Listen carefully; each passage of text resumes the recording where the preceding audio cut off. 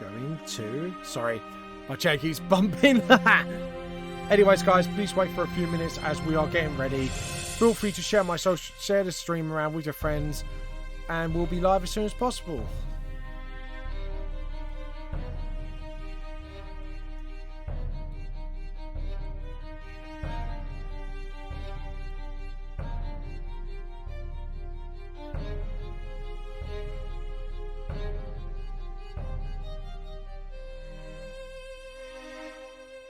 We'll be live as soon as possible. Please feel free to share my social medias while you're waiting. I hope you have a good time so far.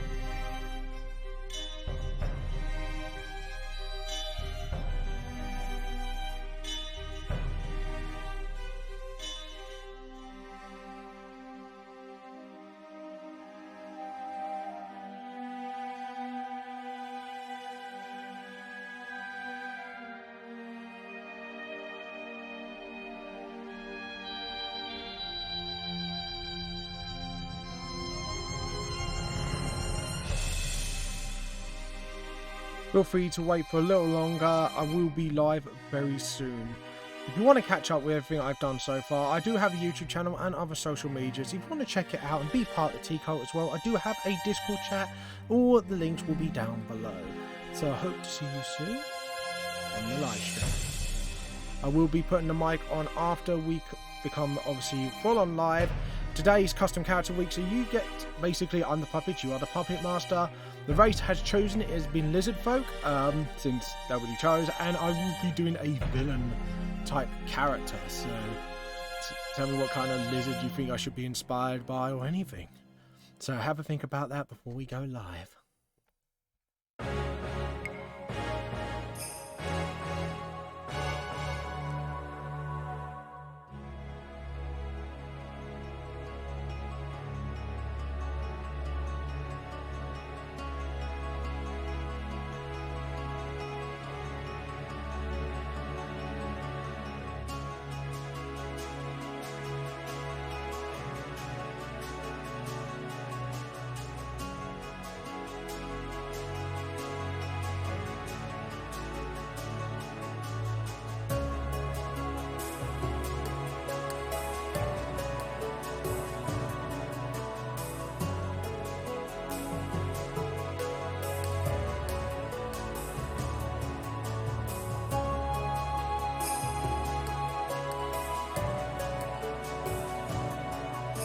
People.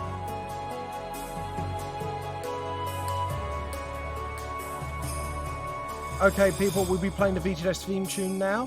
So once we play it, we'll be literally live in a few seconds. I'm sorry you heard my knuckles cracking, and my phone just spoke back to me. I apologise for that. But anyways, here the VTS tune will be live very, very soon.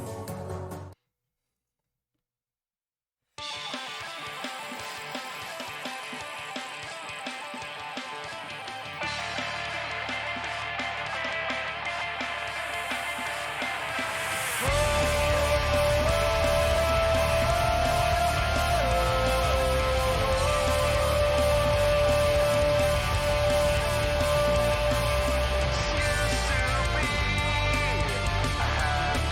life.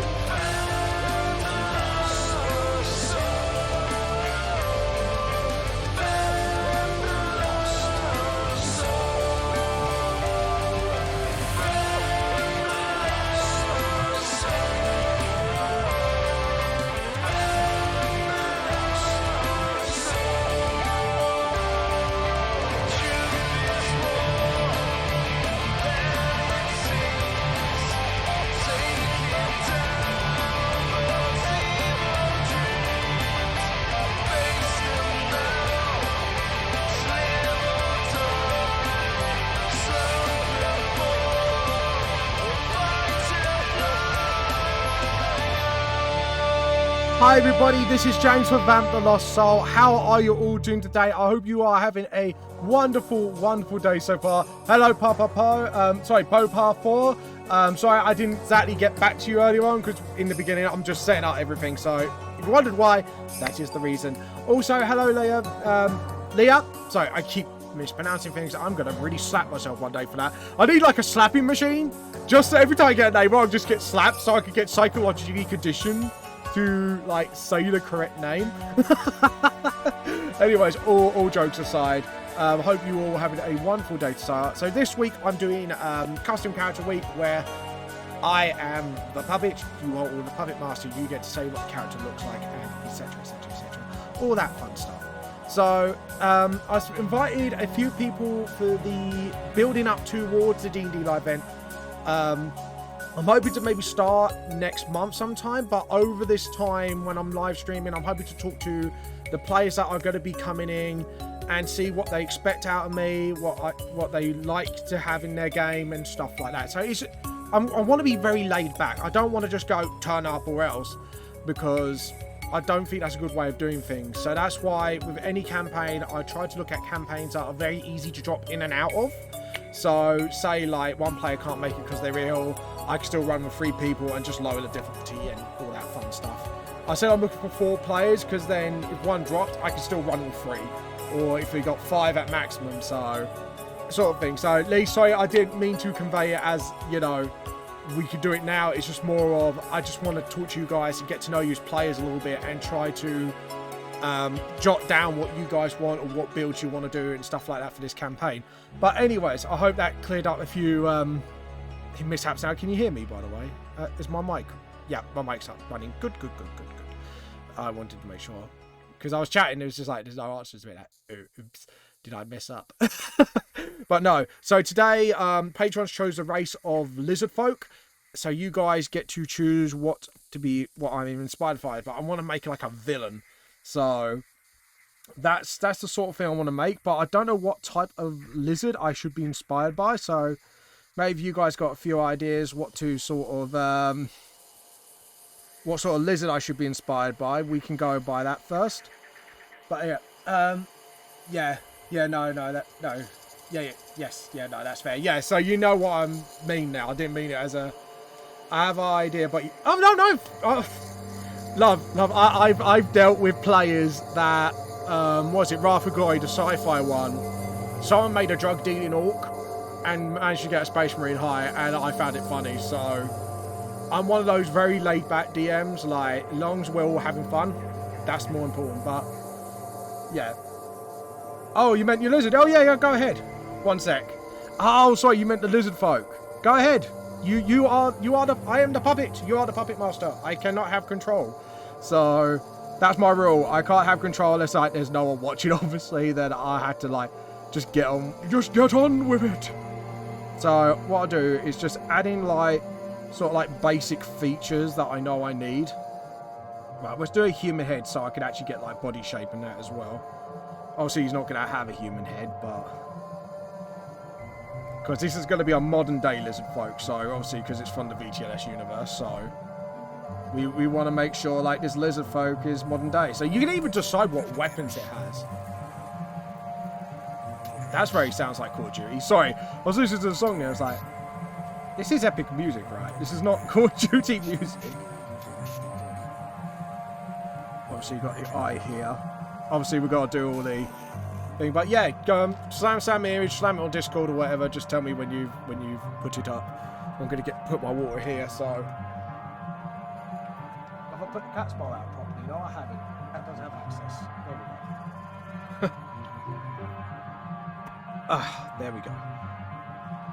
So, I don't know, like, if we're going to go for a villain, I think, like, maybe, like, a sort of commanding pose. I'm thinking, what kind of pose, actually, should I do? Oh, nice. What kind of pose? Which, oh, private message Discord. Right, I got you. Okay, that's actually kind of derpy and cute. I'm going to go for that. So this villain's going to have like this very derpy face, and I'm going to have to villainize it somehow. I see why you said I might... Okay, so we're going to have to make this intimidating as hell somehow. I think actually maybe sort of walking towards you sort of pose would be the... Okay, so what type is that lizard, by the way, if you don't mind me asking, so I could actually have some... so I can pop up some more references. It's actually kind of cute. I like it. It is cute. It's going to be this adorable villain of a... So if we do it like a human head first... I don't know, just let me see if I can find it. That's fair enough. But that is really cute. That's going to be one of those villains. Like, he's probably like one of the most evilest folk out there, and it's just like you can't take him seriously because he's got this like cute baby face. That's what I could tell. Like, I could dress him up as this barbarian, and he's just got like this sort of evil quality to it. But like, literally, everyone just looks at face and goes, "Oh, look at you! You're such a cutie." Joe, if I do a custom campaign, I might have to make him into a character for D&D, just to see like how players react, their characters react. Because I think that'd be actually quite freaking hilarious, actually. Just like, the shadow looms, a villain walks towards you with a bloodied axe. And then you see this cute little baby lizard face. Like, I just set it up so epically, and it just, at the end, just kill it just by... Yeah, and it has a cute, like, baby lizard face. How do you react?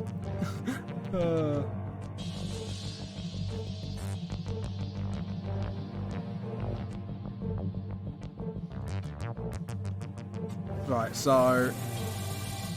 If we do its nose like there... But, like, lizard folk, from what I see usually, are quite sort of, like, buff creatures. They're quite muscular. They're buff boys. Leopard gecko. Okay. Leopard. Just so I can get a, No, not... You don't want to know what I typed. Leopard period gecko. Yes, it is a leopard gecko. Right, there we go. So, right, now I've got the side view. Oh, okay. I could actually make that intimidating. I could try. But yeah, I think I've got a way that I could do it. If it works, it entirely is up to how I draw it, so... Or how you guys instruct me to draw it. Should be more of the case, but let's see. But how you been, Lee, by the way? I'm just going to say Lee to simplify it. I apologise for that. So, Lee, how you been? Hope you've been having a good day so far.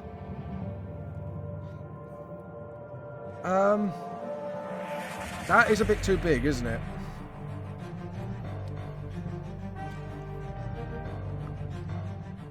Down that scale a little bit. I want, like, sort of like a waist sort of...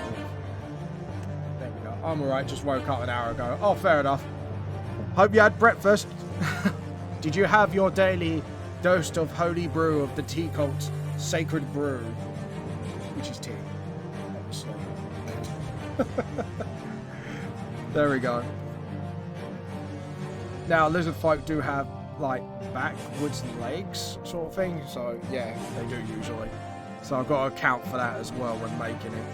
So just check the measurements. If you're wondering what I'm doing, I'm actually doing this and put it against the screen to actually get my measurements right. I know people go, well, there's a digital way to do that. It's like, I'm old-fashioned. I apologise. I'm an old-fashioned one. See, back in my day, we used to use our fingers, and when we were in... Oh, I was actually at our college. We do this as well by using, like, the tip of the pen. And then we go like, that's the chin, and then we put like a nail down to the measurement and go, mark it. But I never got used to that, obviously, for obvious reasons. Like, because you have to tilt your pen, then mark it, it was very hard for me to mark. So I'd have to, like, another pencil in my hand just to mark it. But other people can do it. It's like, I cannot do that. I need sort of, like, visual representation as I mark. So...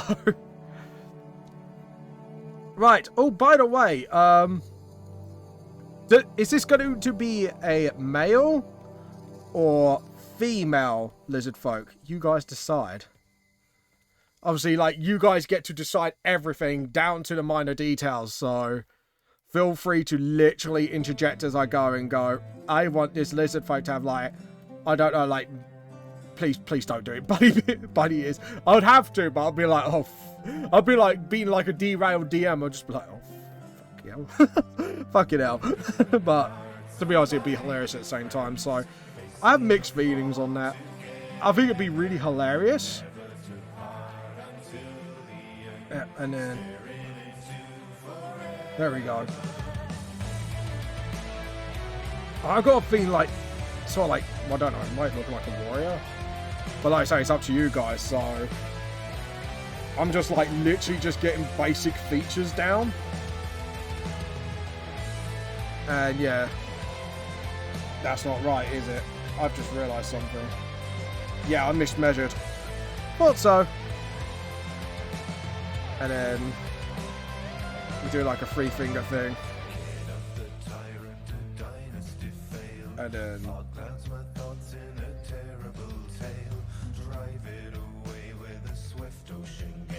there we go. And then thinking male. Alright, we're going for a boy. That's fine. Your orders is my command. Not literally, just for this drawing.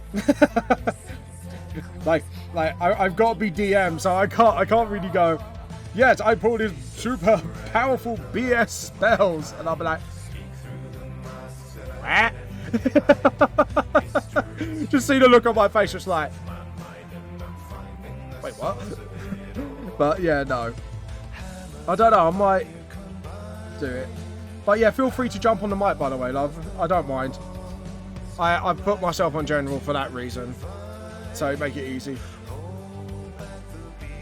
So we've got to make this a villain. So now I've just got to get its features. So what I will probably do is just do some Pokemon-esque eyes for now, just to shape out the eyes. Hello. Oh, hello, you're right. Oh, I was waiting for you to make me jump. Like, Sorry. James! Like, people do that to me all the time. Like, I'm sorry, don't kill me. You can have my money.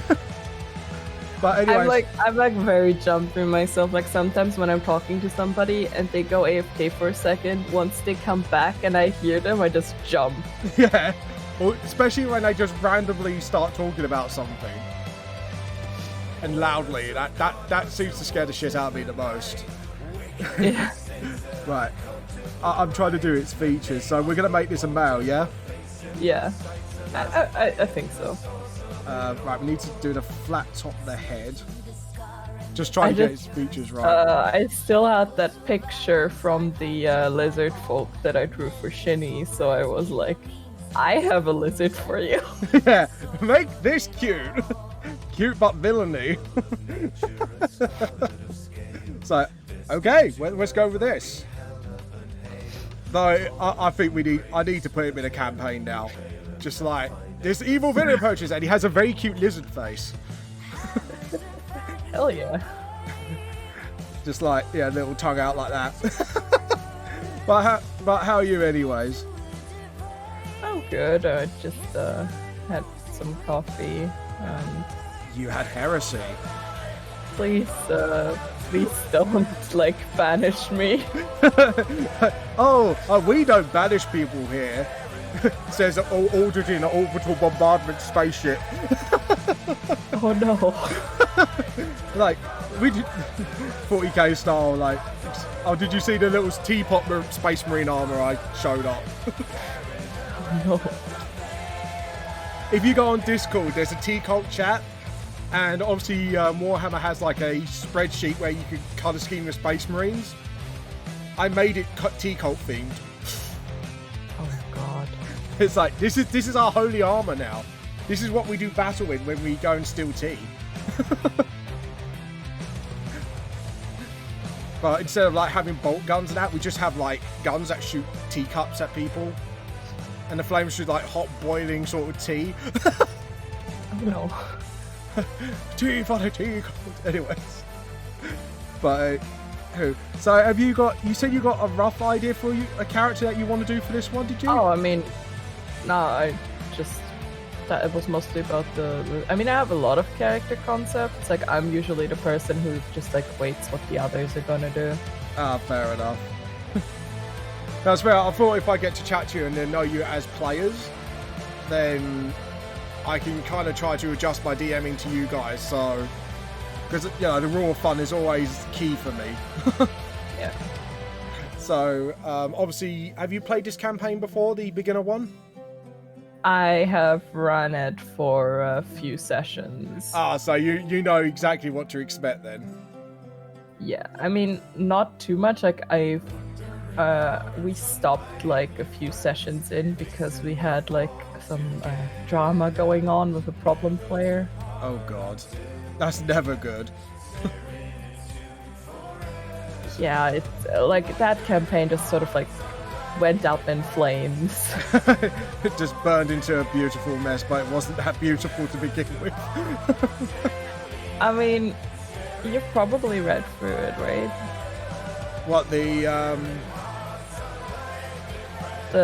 like module? Oh yeah. Because I've got the module at home. That was the first campaign I did with friends because it was a starter one, and I didn't know what the hell I was doing. Yeah, that same for me. It was like my first real campaign that I was gonna do. Yeah. Because before I only ever done one shots. Yeah, I get what you're saying.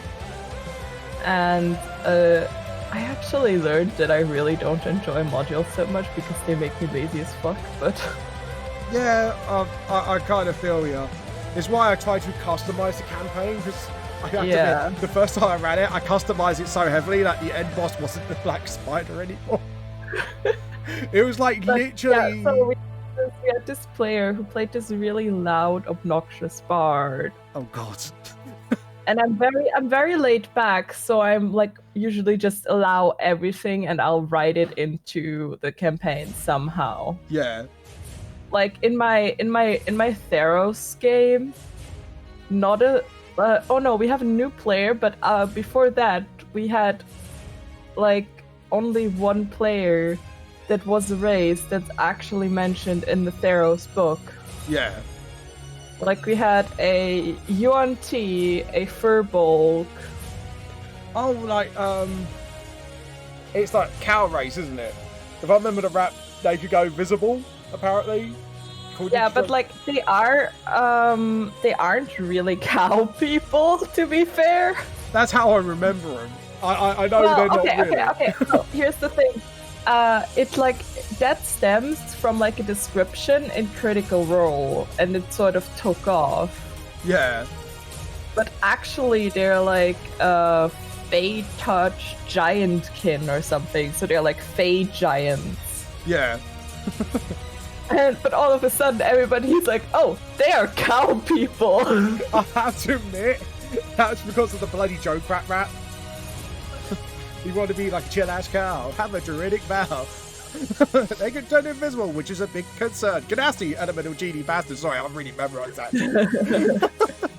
But yeah, it's like they aren't necessarily supposed to be cow people, but they kind of are now, and I'm not sure how I feel about it. Well, you know, you need more furries in the campaign, you know. Yeah. Yeah, you got like one of my characters is a Furbolg, and everybody is like, "Oh, he's a cowboy," and I'm like, "Yeah, no." I've now come up with a concept for someone else's game for a backup character. A full-bowl cowboy. So he can actually be called a cowboy. Yeah. It's like, every time you mention, someone says, "Oh, so you're a cowboy," then like, American accent, like, "Do you mean I'm actually a cowboy, or you just calling me a cow and a boy?" Just like he gets annoyed if it's the other one. Yeah. Anyways, I've got the poem. Sorry, go on. Yeah, I know, it's fine. I have like a character that is a Furbolg, and he's a Furbolg blood hunter. Oh, nice.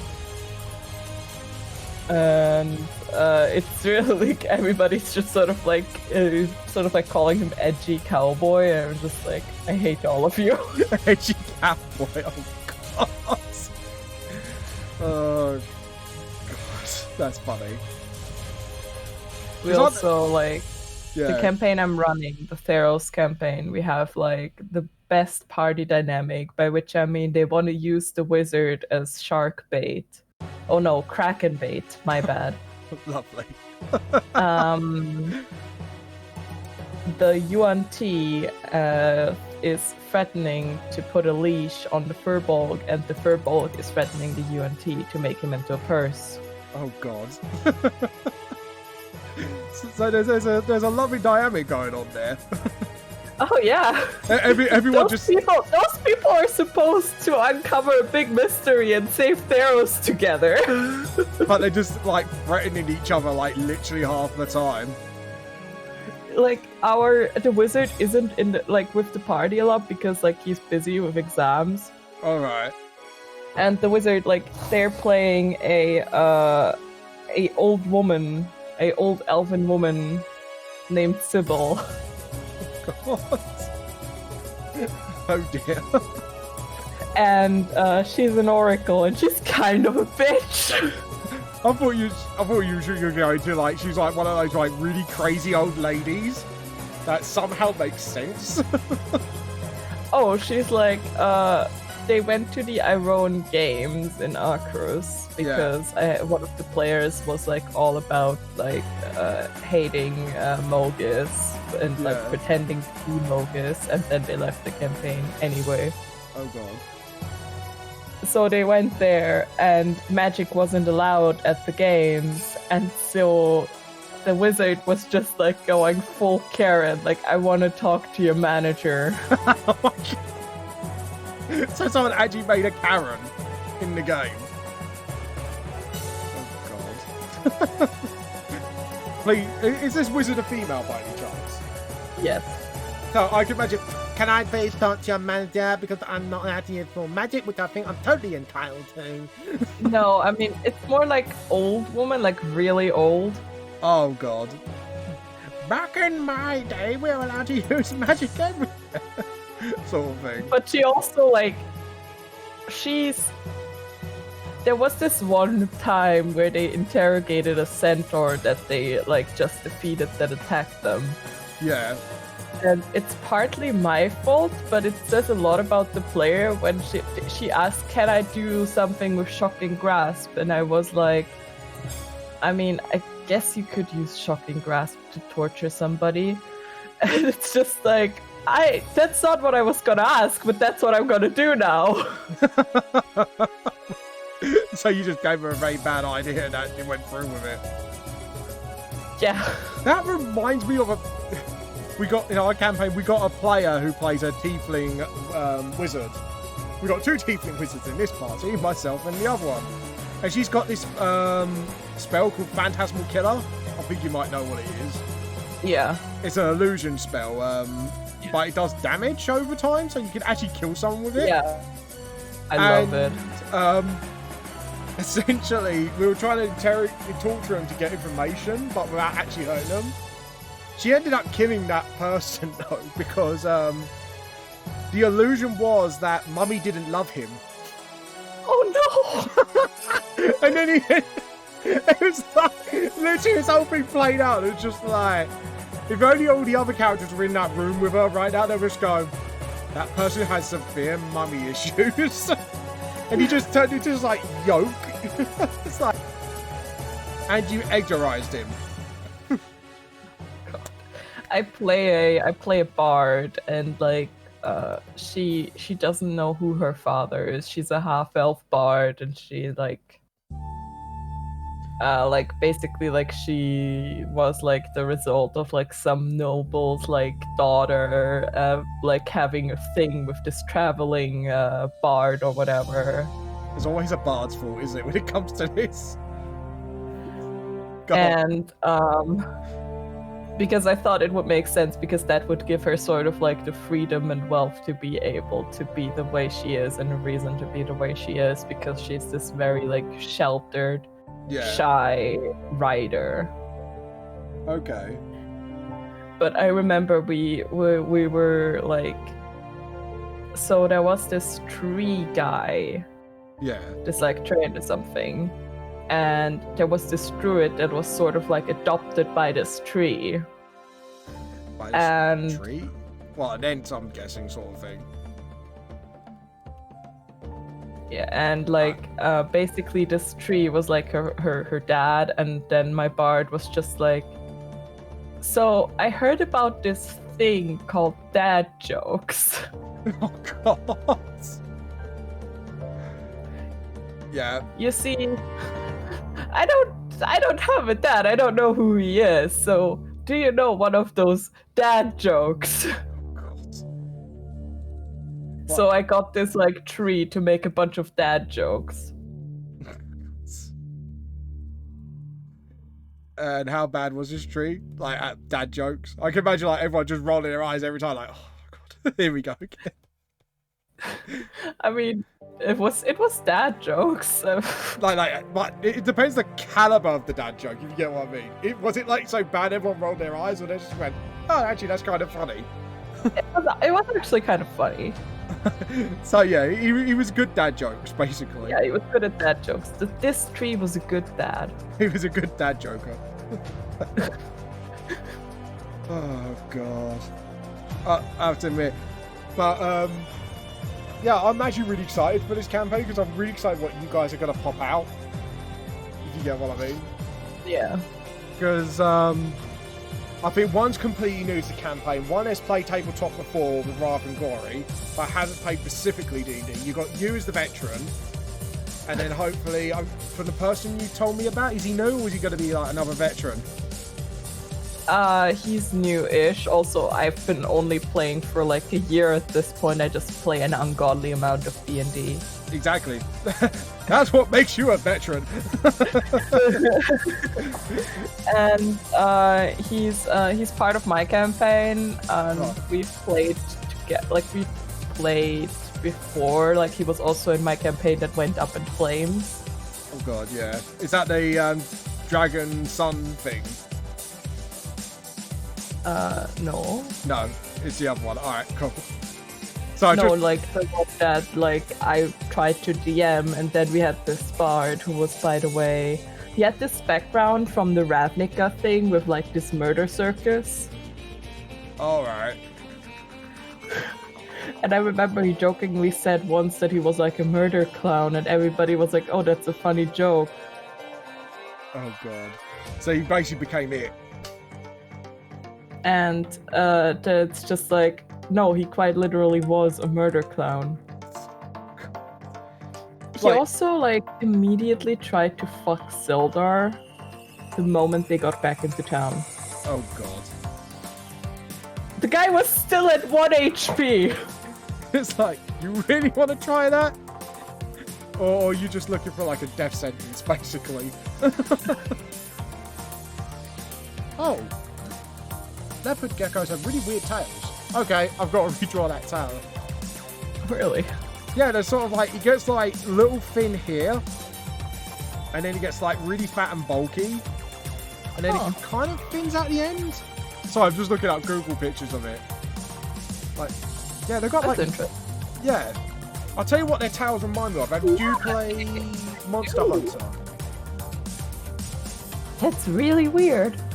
Yeah, you see what I mean, don't you? Yeah. It looks like that tail could be like a club or something.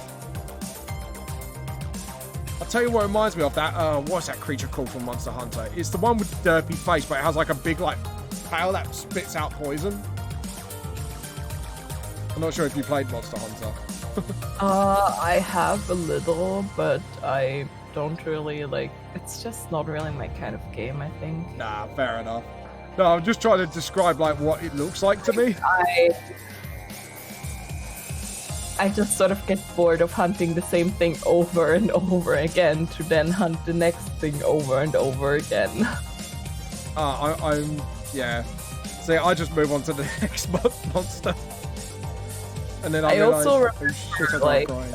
there was this event on PS4 because I got it on PS4 when it came out, Yeah.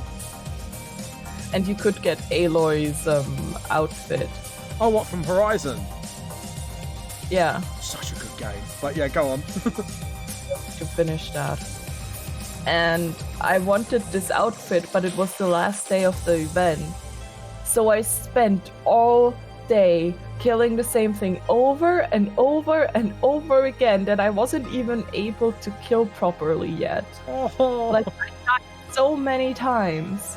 But in the end, I got the outfit, but I might have put me off Monster Hunter forever. No! That's the one way.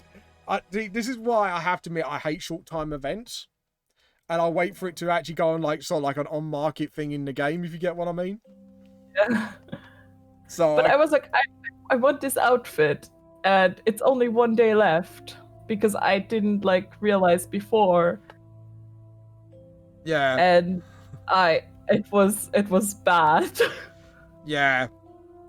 That's the problem. When you get desperate for something you really want, and you're not going to buy it, people do end up grinding, and it can kill the game for them.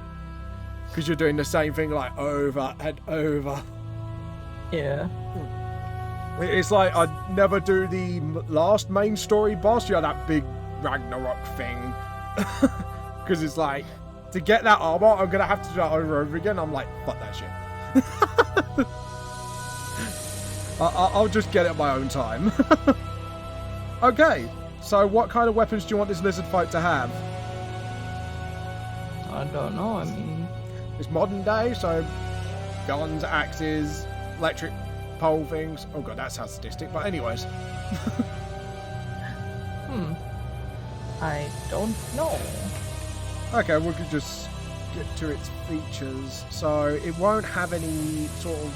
Hold on, I'm going to check the picture again, see if it's got any, like, features on the head, like fins or... Ah, it does have, like, circle ear things, so that needs to stick out. Sort of like Freezer, actually. But small. It's a Freezer gecko! Oh god. There we go. God, it's a villain that you wouldn't be able to take seriously. I'm just looking at it like... You just sit there and just go, I am live. What? Sorry, I can't hear you, mate. Yeah. Oh, God. I think I captured its derpiness. Yes, you did. Right, if I make those a little bigger. So he's trying to look intimidating, but his eyes are like a bit wider. It's like he comes like to the hero or whatever. It's like, oh yeah, I'm like, this is whole like evil villain speech thing. Yeah. And like the hero's just like, holy shit, you're funny. Yeah, it wouldn't be even like a bad art voice. You'd be like, so, Horrible. yeah, it'd be like, I'm going to beat you up now. What was that? I'm going to kill you now. Like, you're spraying a little bit. Right, so what kind of clothes would you like it to have? It's modern day. I'm really not good with that, to be honest. No, it's fine. We can mix it a bit of fancy. I think, like, I did like sadly a sparkling vampire song requested on here once. Yeah. Like,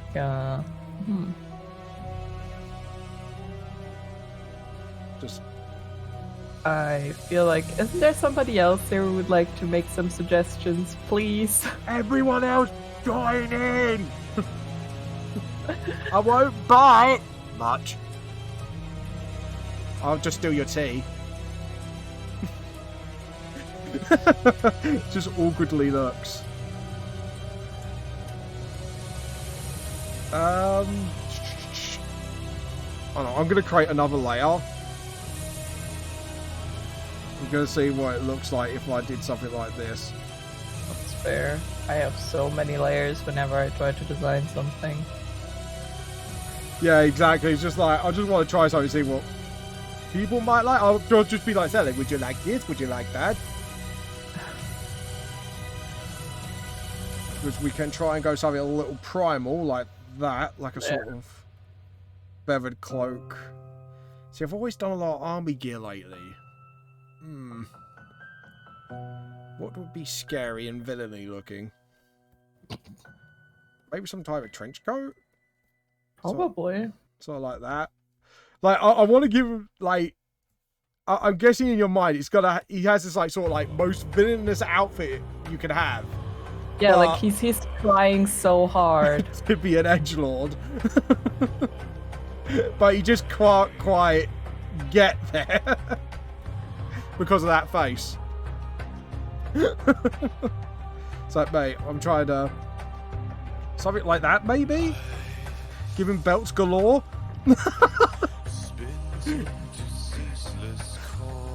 It's like one of my animes. Like, we could try to really edgelord him up. Just do like... Yeah, I'm not entirely sure. Let's be honest, how do you design characters without lots of unnecessary belts? Actually, I do that quite well. It's very rarely I add, like, too many belts. Hold on.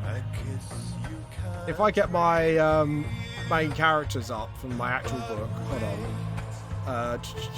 Concept art, where are you? I've got too many folders, god damn it. Do you hate it when you sort things out and you still got too many stuff? I mean, I have not enough folders, to be honest. I've got all the folders and I still haven't organised them properly. Like, I have, like, my art folder, and it's just all of my art, and, like,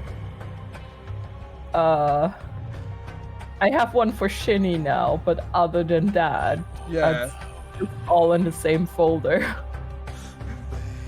Look, there you go. Look, some belts, but not all of the belts. Fair. Do you want all the belts? Shall we go all in with the belts? Oh no, good. Okay. So we got the first line. We're gonna go Belt Lord. Oh god. Lord of the Belts. Oh god. Like, we gotta give him like some sort of like try harder edgelord name. I've got to feel like as well. Yeah. Like, we could, I don't know, hail him from Scotland maybe. So he's like Muck Belterson edgelord. Muck edgelord.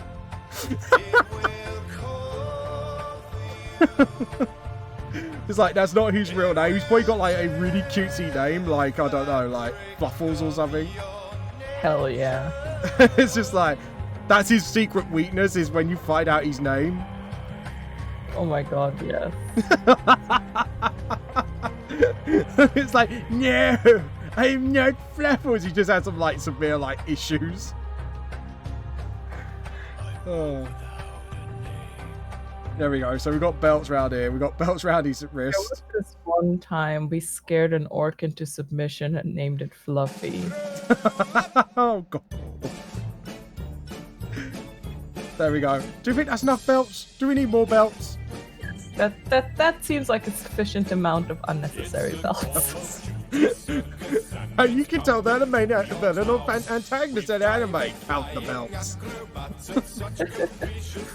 Right, so... I always thought it's like, I mean, for me, since I come from like D&D and fantasy art, it's like, you count the belts and you see like, is it an adventure or not? Yeah. How many belts does an adventurer have? Is it unnecessary? Yes, they're an adventurer. Oh god. I mean, I got a lot better at like actually designing characters since I started. Like, it got a lot less boring, I think. I'll definitely, like I say, I'm definitely looking forward to see what you guys come up with as a whole. Just to see, like, because I've got a feeling one of them's going to come up with another stupid character, which is going to be quite amusing. I have a few character concepts depending on how silly or how serious we want to go. I just say it's up to you lot. So, you can have the one normal person with a bunch of silly characters. You can have all silly. You could go all serious. I don't know. I think a good mix is always fun. Yeah. like in the Curse of Strahd environment, we have my character, which is this sort of like serious like soldier type, and then we have another one, like we were both sent by like the protectorate as diplomats, so we're more on the serious side, and then we have the tiefling bard and the gnome who's like obsessed with mushrooms. Oh god. Shrooms, anybody? Would you like a shroom? This one makes you see things. Oh god, I can imagine that. Just like, he's got like every type of mushroom from harmless to either highly toxic or he's gonna make you trip the balls, basically. There was like my Firbolg, like my blood hunter used to be a cleric. He used to be a cleric. What happened? Arrogance in the knee? I played him in a campaign, and our bard dragged this random librarian along on our adventure. Yeah. And like my character like made friends with him because they were both like really awkward. Yeah. Like basically they were just like this character was just sort of like the human version of my character. Oh god. Maybe a bit nerdier. Okay. So we sort of like took him along, and the bard was like, okay, we don't have the wizard player anymore. How about we teach this guy proper magic and have him be our wizard? Okay. Because he had like some affinity for magic and he was a nerd. Okay. So we took him along. Yeah. And we investigated something about shadows in a town. Yeah. And at night we were ambushed by a bunch of shadows, and this character that my character promised to protect to both him and his uncle died. Oh god. So we weren't high enough level for me to resurrect him, so I did the only logical thing, which is oh, 1 second. Alright. What do you think for like skull shoulder pads?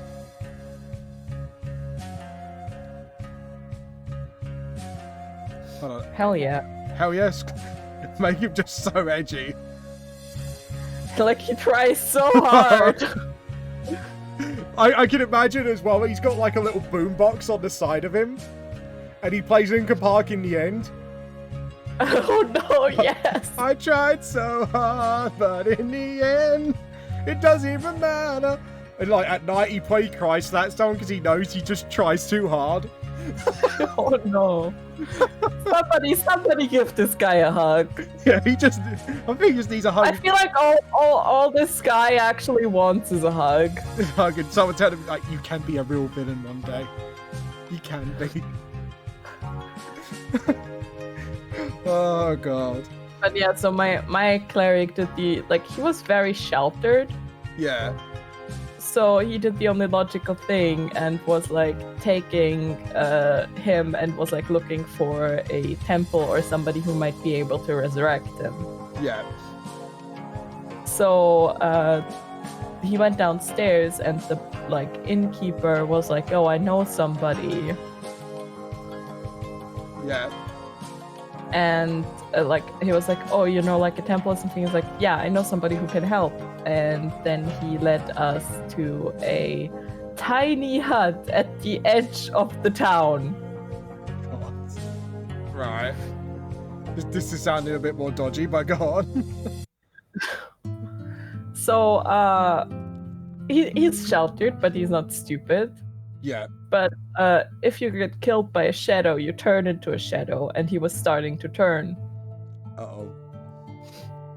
So my cleric sort of like went through with it, and guess what? It was a hag. Oh, that's not good.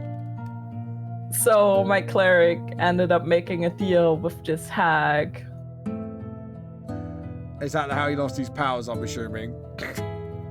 Funnily enough, in that campaign, no. I actually continued playing him, but I switched his domain to like a unofficial one called a witchcraft domain. Yeah. So it was basically like he was now getting his powers from said hag. Oh, sort of like a warlock kind of deal almost. Yeah. Okay. There you go. Here's his And then the campaign died on me. Oh no! I want to hear more of that. Like, what was his deal? Well, basically, he would like work for said hag, something like that, like something where I could still be part of the campaign, even though I was fully like expecting to have to like roll up a new character. Yeah.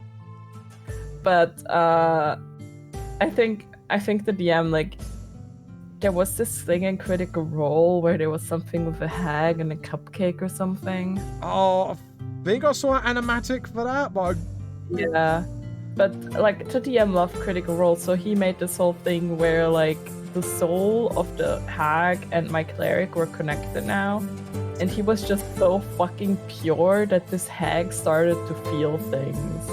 Oh god. What is this I hear? And she was just like, "Can you stop being so goddamn anxious?" Oh god. Oh, this is too wholesome for me. Because like he was like very anxious. Yeah. So it's like, can you stop feeling so anxious? Because I feel it too. Fuck you. Oh god. I can imagine that would drive someone to probably even break their deal. Just like, no what, fuck it, you could go. Just go. Yeah. But basically we continued on, and he got like a cat from his domain that was like, you get a familiar, but like the familiar is smarter than a regular familiar and can talk. Alright. So he had this talking cat. Oh god. Was his name Salem by any chance? No, I decided to name her Gardenia. Oh, fair enough. I was gonna like, is this gonna be Sabrina the Teenage Witch? Just like the old version. But I actually brought him back. Originally, I wanted to make him a paladin, like Oath of Vengeance, make it so like... Because here's the thing, like the hag told him that like if she dies, he would die, and he believed her. But the DM told me that that was a lie. Yeah. So I went with like, he sort of like served his hag under the belief that like if like anybody was to kill her, then he would die too. That's very nice of the hag. Until somebody actually came and did it, and he realized, oh shit, I'm not dead. Huh, I'm alive. So she was lying after all. Yeah. Oh. And originally I wanted to make him like an Oath of Vengeance paladin, sort of like have this paladin kill the hag and then sort of like take him under his wing. But we already had a paladin in the campaign that I played him in, so I was like, okay, I'll modify this story but make it edgier. So I made him into Blood Hunter. All on the edge. And I was like, okay, I'm already edgy as fuck. I'm going all in on the edge, and actually gave him like the Haunted One background as well. Oh god.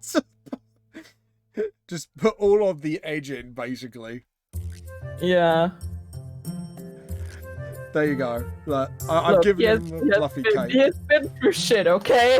He's just been through shit, man. You don't understand. I'm gonna stand in this corner here and speak about my... But it's actually like, I don't know, I don't think it's too bad because he's still actually like a big softie. Yeah. And his whole thing was in that campaign for some reason was that he drank milk a lot. Because he was actually really short for Firbolg. Alright, so he tries to get taller by drinking milk. Yeah, and I'm sort of like, he still likes to drink milk, but he doesn't want anybody to know because he's like, oh yeah, I'm just like Monster Hunter now, I gotta keep up the image. Oh shit, drink milk. That will get me taller. In all my infinite wisdom. It's not like an Edward Elric sort of thing, I don't know, it? we just, as a joke, it sort of started as a joke, and then it was sort of a thing where he always drank milk. It just became, he was addicted by the end, wasn't he? Probably. It's just like he's a milk addict, has to go to like AA meetings after the adventure just because, you know, he was just severely addicted to milk. Hi, my name is, and I'm addicted to milk. Hi, my name is Carlin, and I'm addicted to milk.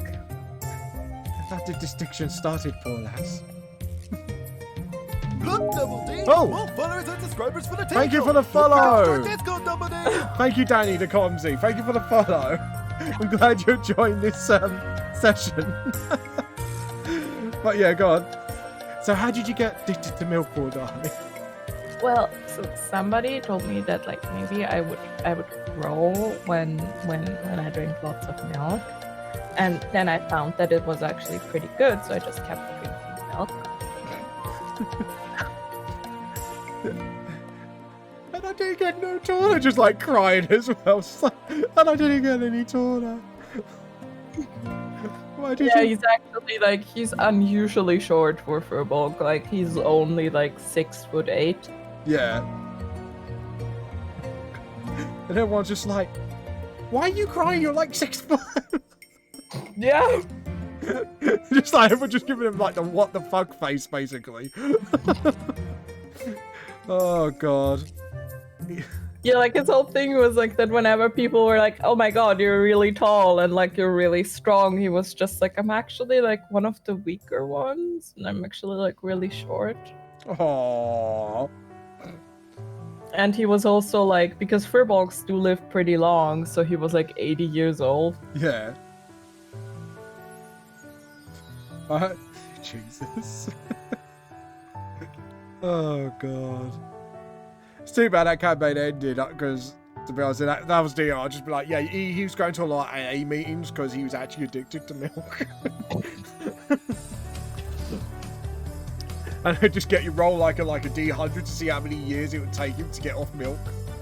Oh no! And just have these little chips as well. You know, like the AA meeting chips. It'd be like chips like I've gone without milk for. Milk anonymous.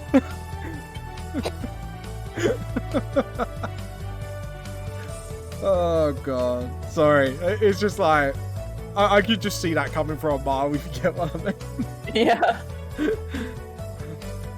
And look, this lizard folk has got like all the different belts. Because, you know, he like most like antagonists and villains stick to like one belt brand. He just got discounted belts because he can't afford them. He's too much of a tryhard. He wasn't. I don't think he was loved too much. Maybe all he needs is like a hug and somebody telling him that they love him. Yeah, it's just like, we love you. You know you can't be the best villain in the world, but for now, we love you. It'd be like he's like one of those, like, oh, what was it? There was another D&D game. I think it had Puffin Forest, the girl that does Sips in her campaign videos, and the Book of Many. They had them together for a campaign, and there was this lich, and he's like, he tries to be evil, but he's like Papyrus out of Undertale. He's that incompetent, but he believes he's competent as hell at being evil. Just like, aha, I am this evil lich, and the evilest thing I've done was steal children's candy, because that's obviously really evil. It's just like, oh god. Just like one of the most harmless villains ever. This is him. He's obviously harmless, but just everyone just feels sorry for him. Yeah.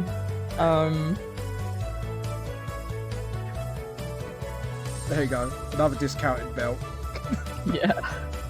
Nice. Nice. Gotta have all the discount. I can imagine him. Sorry? Can you blame him? Well, you know. His dream was to be a villain. He's like grew out of Despicable Me. That's all he wanted to do was be a villain, but he's just been knocked down by his parents and that. Oh.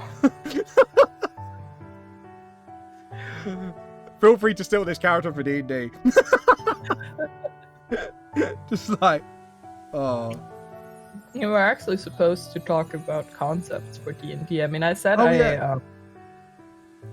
I said I have a few, and I'll wait for the others. I do have like I'll probably like play something that I haven't played before, so it's probably Druid or Ranger, to be honest. Oh, okay, that'd be interesting.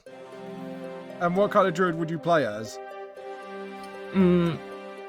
I have a concept for a Circle of Spores druid. Circle of Spores? What expansion is that from? Or is that just the normal rulebook? Because I don't play many druids. No, I think it's Oh, so I just got to everything here. It's like I've got the books here just so I can go through it as I go along with the characters, but I haven't got all the books, sadly. I don't know, I think there's something missing on these chess pieces. Sorry, as we're talking about it. Like, what's the most villainous thing you could have for a chess piece on the... I think it was in, like, Guildmaster's Guide to Ravnica. Oh, I heard about that book. I heard it's quite good, actually. It's like this, Druids of the Circle of Spores find beauty in decay. They see within mold and other fungi the ability to transform lifeless material into abundant, albeit somewhat strange life. Oh. That sounds quite interesting, actually. Hold on. I'm just doing his tail for a second. Joe, what? Just for shits and gigs, we're going to add another belt on his tail. Oh, no. He's just trying to wait. Actually, no, we're going to put like a ring. And Joe, what? I'm going to actually just etching like edge on it. He's just trying to literally be as edgy as possible. Yeah. Edge. Oh, anyways, guys, feel free to chime in if you want. Like, if you want any features, earrings, anything. Do you know what? Since I'm dyslexic, I'm going to leave that misspelled on purpose. Because he's that incompetent. God, this... I actually start to feel sorry for what I'm creating now. Honestly, I feel like he isn't so much of a villain. It's just like, you know, somebody who needs a bit of help. He just needs help and a hug. He just needs a friend that believes in his dream. That's all he needs. He just needs someone to believe in him. Oh, God. I can imagine, like, once he achieves his dream, like, his only claim to divinity, he's like, he stole, like, a lollipop from a baby or something. Yeah. He's like Clarence. There's this druid in the Tourney of Dragons game that I'm in. Yeah. Not druid, just a bandit. I'm sorry, I'm still like reading through the druid thing. There's this bandit in the game that I'm in that we sort of like made friends with because we had to infiltrate the bandit camp, and it was like, oh, who sponsored you? And my rogue just sort of shouted out Clarence. Oh, God. And then turns out there is an actual Clarence, and we sort of like made friends with him. Oh, God. Yeah. And after we sort of like killed a lot of his friends,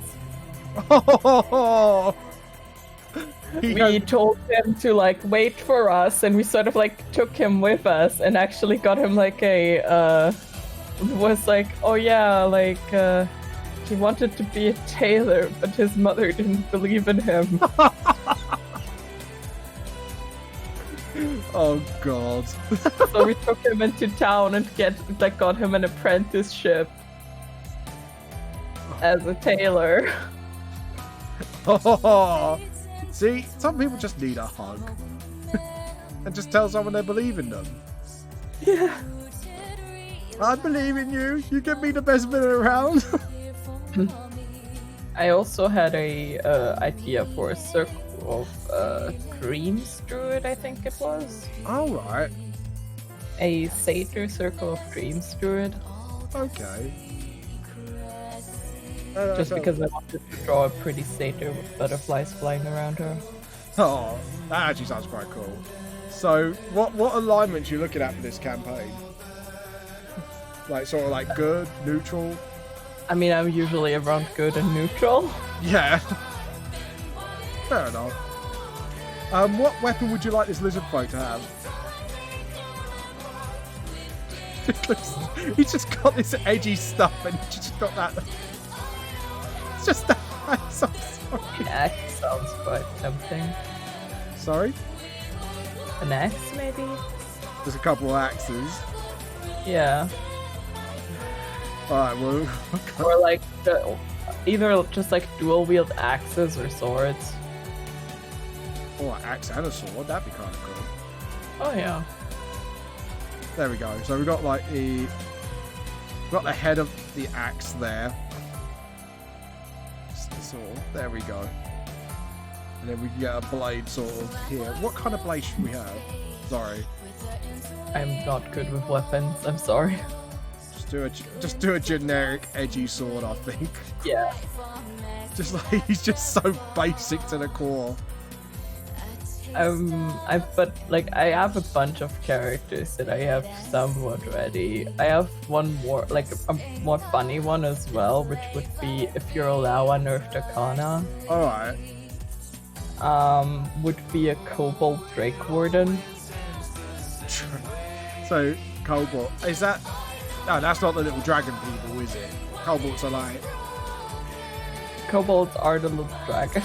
Oh, they are the little dragon people. Oh god, that'd be kind of cool. So it would be like this kobold that somehow managed to like form a bond or something with a dragon or drake. Alright. And because the Drake Warden can summon a drake, Yeah. I thought that would be fun. That's actually quite a fun concept. I'll definitely be behind that. Hold on. We've got to get that belt there as well. Another discount belt. All the discount belts. Yeah. It just... I don't know where to make... I have to admit I'm not too keen on playing yet another character that's like 3 foot tall. Yeah. You want to try and mix it up a little bit, basically. Like, I mean, yeah, I think in like 2 of the campaigns that I'm part of, I'm currently playing, in one I'm playing a halfling, and in the other one I'm playing a gnome. Oh, okay. I'm just like, I would like to be taller than 3 foot for once. Just like, not something small, but something actually big enough to be like terrifying. Or at least like you can intimidate somebody. Hey, they can be very intimidating. Oh no. It's just it's just like every D&D game I heard of where a small person tries to intimidate like something really taller than them, it's like roll intimidation disadvantage because he's kind of like looking down at you. I don't know, like I played this halfling barbarian once. Alright. Her name, it was like a 2-shot, her name was Dorothy Skullbreaker Hilltopple. Oh god, I bet she hates being underestimated because of her height. Yeah. I can imagine like, look at you, you're so cute because you're height. I'm not cute. Yep. Just lunged her axe at somebody. I mean, she had a hammer, but same thing. Oh, sorry, hammer. So I'm guessing like based off like sort of like force sort of thing.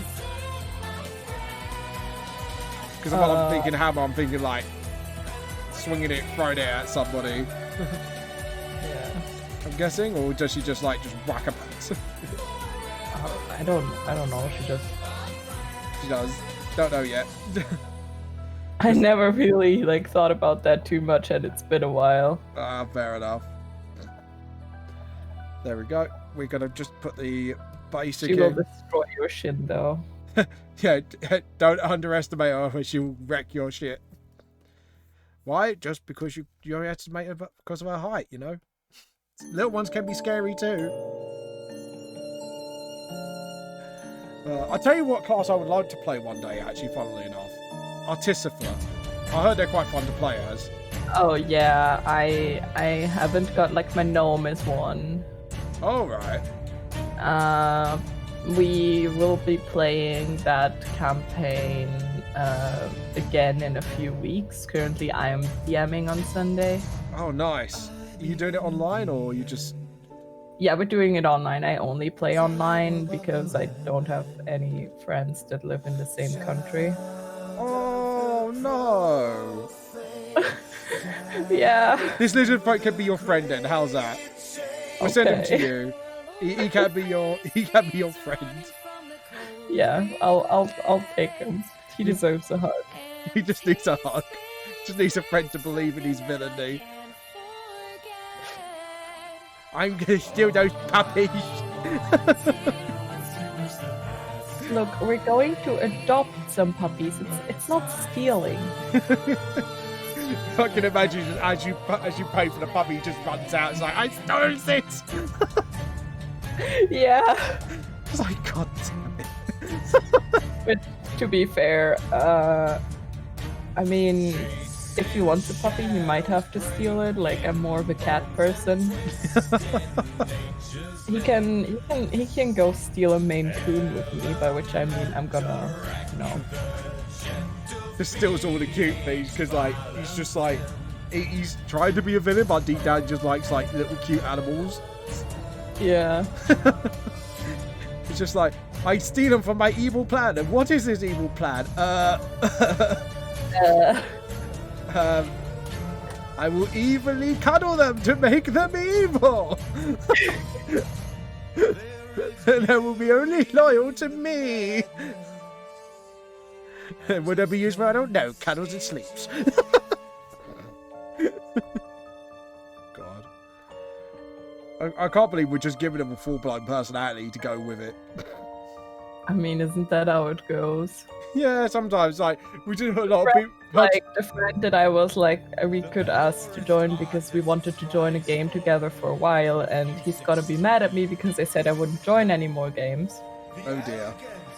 But, I think I can do one that's like, not every week. Yeah, exactly. This is more once a month just to keep it laid back sort of thing. Yeah. And like I say, I'm more than willing to, if someone doesn't feel well or so, just to drop in and out. That's why I said 4 or 5 players. Because then if one drops, I can then just adjust the difficulty a little bit, so... I mean, he's part of my campaign as a player, but we did want to join a campaign together for a while. Yeah. Like, we actually did, but that sort of fell through, so I thought I could ask him if he actually gets his ass out of bed at some point. Yeah. No, that's fair enough. Because Like, obviously... both our sleeping schedules are just kind of fucked at the moment. Where's he from? I'm guessing from the US. No, he's from Wales. Oh, he's a UK person. Yeah. Then get your ass up, boy! Sorry. No, he's not from the US. He's just like, our sleeping schedules are fucked. Like, we went to bed God. at like, I think 3 a.m. yesterday, or well, today. Oh god. Well, did he stay up late last night, I'm assuming? Yeah, I mean, so did I. I don't know if he went to bed when I went. Oh. Liegen Sie schlafen noch irgendwas? Nah. Schmeckt noch gar nichts, oder? Ja. Ich habe extra eins aufgekühlt und habe nur das Innere geholt. Who's that? Oh, sorry, I just heard another voice, like... Hi, by the way. Right. Now we get to colouring this lizard folk. You get to all decide the colours now. Sorry. That's fair. I don't apologise. I was just wondering who that was. Oh, my mom, like, had food earlier, and she tried those, like, I don't know, some sort of, like, vegetarian, like, something, and she just came in and was like, okay, they didn't taste like anything, did they? And I was like, nope, just a bit burnt. Bit for And Jesus. she was like, and she was just like, I even actually only took like the inside and it just tasted like nothing. Oh no.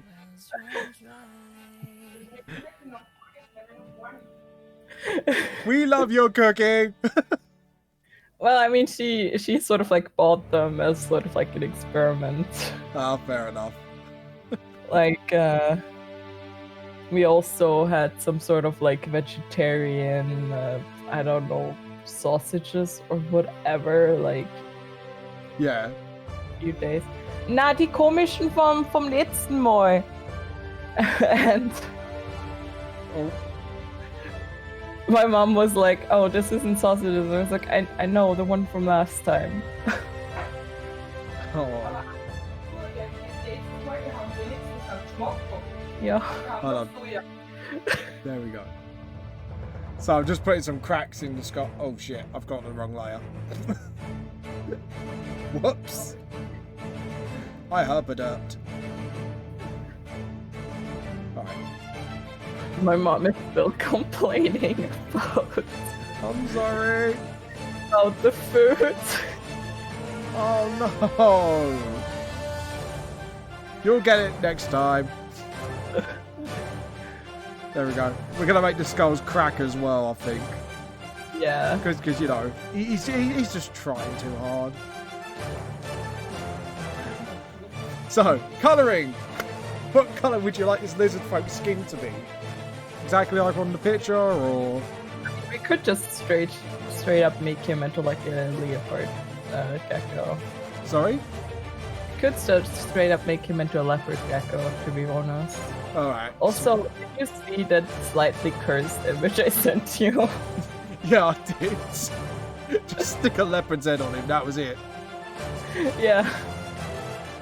I was looking at like pictures after you mentioned the tail and I found it and I was like, why? Oh, that's it. Why do people do that? You see, he's tried to be a villain here. He's just tried to be taken seriously, and no one takes him seriously. That's why he needs a hug, man. This is why he needs hugs. There we go. Right, if we go for that, it's not yellowy enough, is it? I think we should go for like more pastel yellow. Actually, make him look as friendly as possible. Skin color. Just like this yellow lizard folk is just trying to be intimidating, and it's just not working. There we go. I kind of imagine the belts won't be black as well. I'm imagining there might be like, I don't know, what do you think? Like sort of like different color belts? I mean, we said it's like discount belts, so they're probably all a bit different and don't match. This is what a try-hard looks like, people. It's like, you're a villain, why have you not got so much money? My mum and dad took my money away for allowance this week. So I had to make do. Oh god. That's so it is, so all the black patterns are like a brownish sort of black, so there we go. I feel sorry for him. I really do. Oh god, what colour do you want his eyes to be?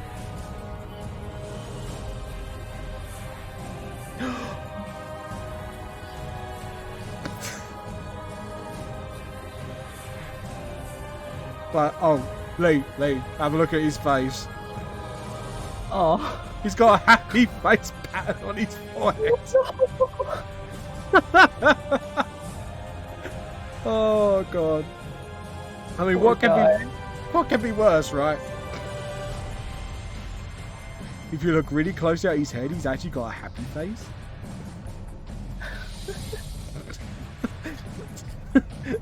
Can you take him seriously? No, poor guy. Poor guy. We love him still, but you know, Of course. we love him. He's probably like gonna be one of those lovable villains that no one wants to kill because it's just like you could have you tried badge. Here's you tried. There we go. Right, so we've got the pattern down. What? Oh, just look at him, I'm feeling sorry. I don't know whether to do like another like happy implied happy face on pattern on his tail. What do you think? I don't know. Maybe that would be a bit too much. It'd be a bit too much. Be a bit too cruel for him. Alright, we'll go for like just I normal. almost feel bad for him. That's the whole point of him, I think. It's just like Yeah. he just tries so hard that you just can't help but you just want to hug the poor guy.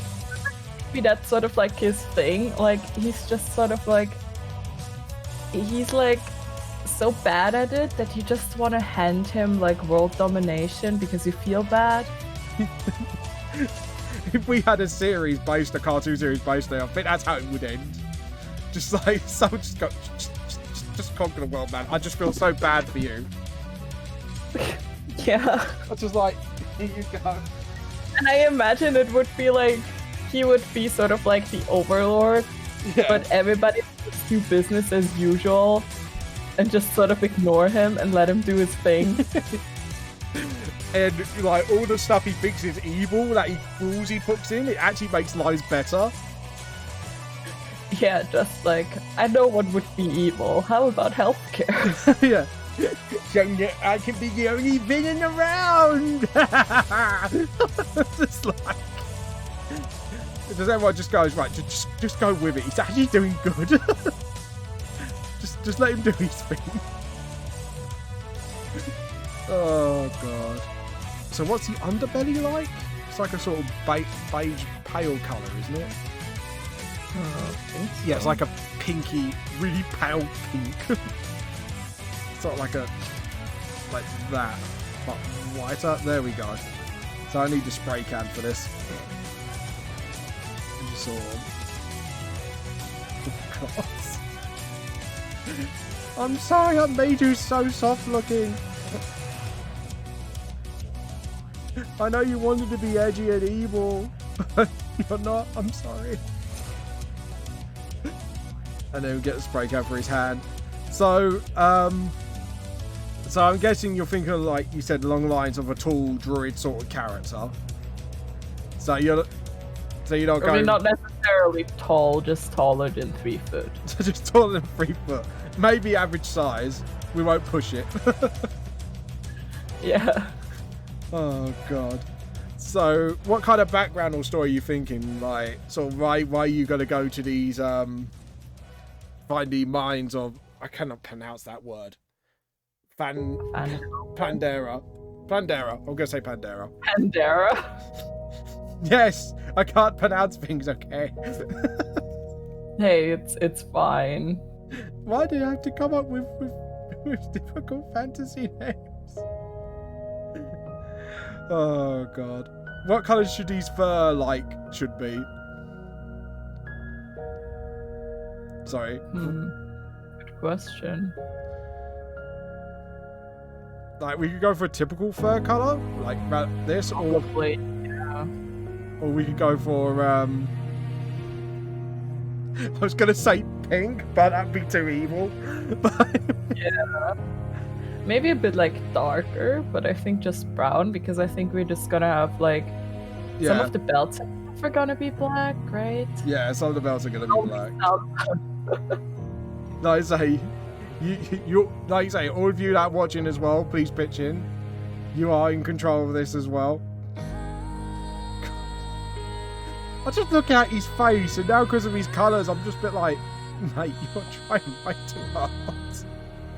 I mean, I also had a concept for a warlock that I never got to play, so that's also something I could do. Oh, that's actually quite interesting. I do like warlocks actually, because the thing is, people always think it's always something evil you have a pact with, but sometimes it's actually not necessarily. If you get what I mean. Yeah, I mean, she's actually a archfey warlock. Oh, nice. So sort of like nature and all that sort of thing. Kind of. Her her patron is like the god of fairy dragons. Oh god. So like And big fuckers then, basically. her thing is that she sort of like she was part of this sort of like traveling carnival, and they had like this exhibition of exotic animals and monsters where it was like they put like they put like a horn on a donkey's head and was like, hey, it's a unicorn. Yeah. But through some shady means from some shady merchant, they actually managed to get a real fairy dragon. Oh wow. Jesus. Which she made friends with. Okay. Because she was always sort of a prankster, and that would fit quite well together. Oh god, I can imagine. You get along with was it the character I made, Captain Yellow Dot Pokerbeard? Go on. And she then sort of like started playing pranks with the dragon and being friends with it, and sort of like let it out because she was like, okay, pretending that a donkey is a unicorn is one thing, but like that's like an actual like real magical thing. Yeah. Okay, so like you have all these fake creatures and one of them actually turns out to be the real deal. Yeah. Yeah. Alright. And That's a cool concept. that's sort of like how she got the attention of her patron. Alright. And she's really just sort of like, it's more of like, you cause mischief and entertain me and I'll give you more shenanigans. Yes. I like this patron. This patron sounds like fun. And she Yeah. she's very mischievous, and she's like she's kind of like she will do stuff like I don't know, Yeah. like steal your wallet just to throw it back at you because she can. Just little harmless pranks, essentially. Yeah. Well, that's kind of cute. She also once used, like, I played her in a campaign that didn't last very long. Yeah. She used her magic to ding dong ditch the mayor by making like a knocking sound.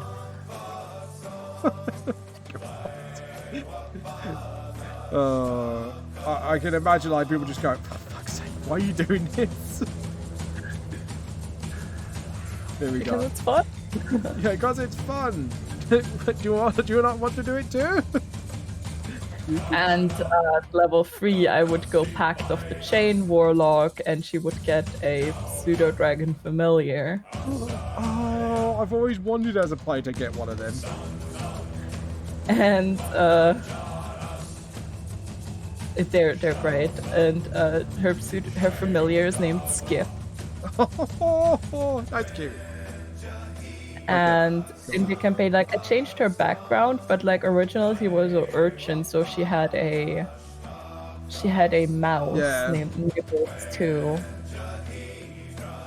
Oh. And she would occasionally forget to feed Nibbles because Skip doesn't need food. Oh god. Oh, of course, because there's pseudo, yeah. Because the whole familiar thing. Because they're familiar. Oh, that's cool. But there we go. I'm just showing you. I've got belt buckles of different colours. Some are bronze, some are silver. I hate it, but I love it. You love it. It's just like that's how discounted he is. You couldn't even find the same colour buckles. Right, so we're gonna do some belts black, you said, yeah? Or sort of. Yeah, I think we need some black, like, in there. Yeah, we need some, like, because obviously I do black shadow, so I'll do like a blackish blue. for leather. You'll see what I mean, because obviously I think you've seen my works, haven't you? It's like sort of like dark black shadows. So I kind of use like very dark colors to represent that sort of blackness, depending on the material or whatever it is. I think we're gonna get some. There we go. Now, what other colors can we do? Maybe like brown leathers. No, that looks skin color. That looks like he's actually done something to somebody and actually worn it as a photo. Oh no! No, we want him to be like incompetent, not he's secretly competent. You know, I've been playing and watching a lot of RimWorld lately, and I'm just like, oh no. RimWorld? It's like this sort of like colony sim where you can like do all sorts of horrible things. Oh god. Especially if you add mods into the mix, but like you don't necessarily need mods to wear a jacket made of human leather. But you can. Well, I mean, there's like mods to make it more fun, you know, genetic experiments and prison labor. Oh god. I recently found a mod that's just called Beat Your Prisoners.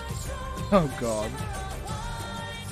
Are you like secretly a sadist, but you just don't want to tell us for some reason? No, I'm just... I like the game because it's really funny. Because you do some really stupid stuff. It's like, oh, what was it? That, I'm not sure if you remember it. Roller Coaster Tycoon? Like, you can't really kill people, but there's a technical glitch that you can. Because if you have an unfinished roller coaster, and actually, because the glitch, the problem is, it's normally you shouldn't open a ride, but it allows the ride to open, and you can actually end up killing people. Yeah. RimWorld, it's like very sort of brutal in a way, but like, you don't have to eat people or steal their organs. But you can. But you can. What's that remind me of? There's like some very fun stories coming out of it. Like there was this one time, because everything's dangerous pretty much. Yeah. Because like even like the smallest like bite or whatever can get infected and just kill your colonists. Pretty much like caveman times, essentially. And it's like one time my colony angered a bunch of beavers. Oh god. And the entire colony, except one person, got wiped out by beavers. But that one person lost both her arms in the beaver incident. Oh my god. Can you imagine? How did you lose your arms expecting some badass like veteran story and then just go, beavers nibbled it away? Like, you wouldn't be able to live that down, could you? Even if you tried. You wouldn't. You just be like, yeah, my body parts got nibbled away by beavers. And some later incident, she actually like lost her legs too. To what? I don't remember, like a raid or something. Oh, God. And she died in the attempt to install a peg leg. She was a hero. Rest in peace. All I could think of now is... It's just like, if she survived, she'd turn out to be like that pirate out of Family Guy, if you know what I mean. Yeah. Everything's just like pegged. I mean, yeah, pretty much. Anyways, what colour do you want his jacket to be? I mean, probably something dark, right? Something dark, maybe. No, I'm not gonna go dark pink. I just want to be really evil. I'm kind of restraining myself. Maybe like a darkish, like blue-green? What do you think of that? Yeah. Yep, we're good. Let's say this is practically one of your characters now. You know that. like, there's not many people chatting on the chat. This is practically Yeah, this poor yeah. little lizard man just needs. I'm not sure how I feel about this. Like, I made this, and I'm sorry. I think it's funny. This is a guy who just needs a fucking hug. It's like, someone, please, just give this poor little edgelord a hug. Like, you could even find a proper leather jacket. Like, he's just got like a fake blue leather jacket. Oh. He's just trying too hard. But deep down, he's a softy for soft little animals. I can imagine in his old age, you end up being like one of those crazy cat ladies, but he's a crazy cat man. And like, he just has all the cute animals. Just like, you see this like, sort of like evil layer. And then it's just like, covered by cute little animals and unicorns and stuff like that. And you sit there trying to be imposing and dangerous, but you just see too many like cute animals around you. Just like, you sure you're just not like really into cute things? Oh god. There we go. So all we got is his jeans and his shirt to colour in. And his axe and his blade. I'm tempted to colour sword in like a toy colour. Because you can't actually afford one. You know, like the... Oh, God. No. I can't do that to him. Can you? I think I've lost her. Hello? Hmm? I was saying, like, I'm really tempted to make his sword, like, plastic toy colour. Yeah, that seems kind of like evil, though. Might be fun. Like, I don't know, I mean, he's such a tryhard. Exactly. God. He is. He's just a proper little tryhard. Bless his little cotton socks. I just realised I made a mistake line word-wise. There we go.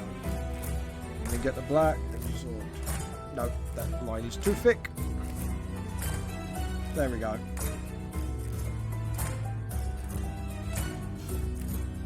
Bless his little cotton socks. Right, his shirt. What colour should he make that? Like, I don't know. And we just established that he totally wears like mismatched socks with cute shit. Shall we give him a cute pink shirt? With like little silhouettes of puppy faces or something. No, I think it would just be the socks, really. Just like, be- he's trying to hide it, but he loves his socks. Yeah. Look at my cute little puppy slippers. Oh god. I can imagine like deep down he's like a My Little Pony fan.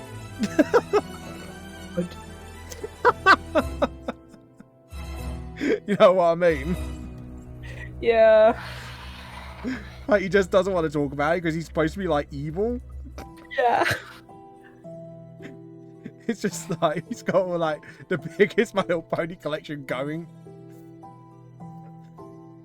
Purple? No, I think a bit darker than that. How about that? Need to clean up some mishaps here. Right, let's unlock that. Yeah, how's that for the shirt? Is that alright? Yeah, I think that's alright. And trousers, I think we're going for the actual thing that's probably actually proper black leather. We just go for like the trousers.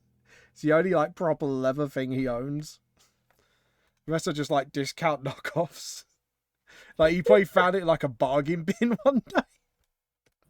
Probably. There's his tongue. Right, what colour do you want his eyes? I don't know, I mean, what?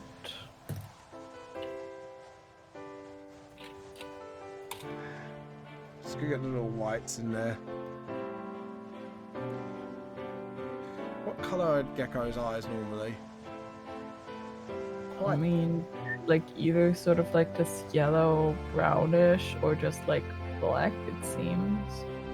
We'll go for like a yellow brownish, I think. So we have to get like sort of that in between, sort of like there. This one's kind of grayish looking. Why is this so adorable? Oh, actually, maybe like icy eyes, like that. Good. Sort of like that. Yeah. Maybe make it's a bit more saturated, just so you can actually see some colour in there. There we go. I just can't take him seriously. I'm just looking at him like, mate, sort yourself out. Oh god. There we go. Maybe make that a little bit darker steel. Just like edge but spelled wrong. Oh god. Shall we add paint to the skulls? Or shall we just leave it as it is? Oh. This is your monstrosity. I think the skulls are fine. Really. Hello, Just like Silent Storm. How are Hi, you? Simon. We're talking about D&D, and we're just like, and we're talking about this poor try-hard villain. He's got a backstory and everything. I made him, and I'm sorry. Yeah. Oh, I haven't discussed the colour of his blades. Sorry. Shall we give him proper weapons, or shall we just like? Give him proper weapons. He can't be that evil. He can't be that. Can't be that. Like evil. maybe he spent all of his allowance like on the weapons, and now then he didn't have anything left, so he had to get the discount belts. That sounds really evil. He's just tried so hard. And it was like basically the reason why he hasn't got like everything properly is because that was his allowance. So he probably lives in a basement somewhere. Like his villain lair is like in his mom's basement. Yeah. And like the heroes come knocking to take him out, and they're just greeted like by his mom, and he's like, oh yeah, and she's like, oh yeah, he's downstairs. And then during like his evil villain speech, it's just like, do you and your friends want some cookies? Like, no, mother. No, mother. He's like, you trying to be a villain again? No, you said you can't be a villain. But you could be like a banker like you did, but I can't let you be a banker. Just like, could you imagine that? Just having an argument with his mum, like, I don't want to follow in my dad's footsteps. I want to be my own villain. Mom, you don't understand. Storm's thinking, shit, what have I just walked into? I'm sorry, Storm. I mean, Silent is he's my friend that I was talking about. Oh, hello, Silent Storm. Feel free to jump on the mic. If you want. You can have some say what the characters' colour schemes or whatever they are. I don't mind changing bits here and there. I've heard worse. Silent, like I've been streaming a lot of RimWorld for him lately over Discord. Oh god. Fair enough. It's just like stuff like, do I have a spare heart? That would be something to walk in there. Do you have a spare heart? I don't know. Do humans have two hearts? Oh god. Crimes, so many more Crimes. Not as many as in the YouTube video I've been watching. Oh god. I can imagine. It's like modded like RimWorld series, and it's like all about horrible things. Get me some fluffy slippers, goddamn you! See, I might have to like. What's this game on? PC or? RimWorld is on PC. It's really good. I highly. I don't know. Have you heard about Dwarf Fortress? No. Okay. God. It's basically this like colony sim where everybody's miserable. Oh God. And there's like a huge like modding like thing community as well, where it's like there's a lot of fun mods. There is even a Forgotten Realms mod. Oh. There's also magic mod, so Oh, nice. There we go. Oh. and you just manage this colony of people as they try to survive and probably fail miserably for like 100 times until you finally get a good colony going. Fair enough. Like it's that sort of game. So that's just make everyone's lives miserable as possible, basically. So I would have to name like my playthroughs like the tea cult and try and turn everyone into cultists.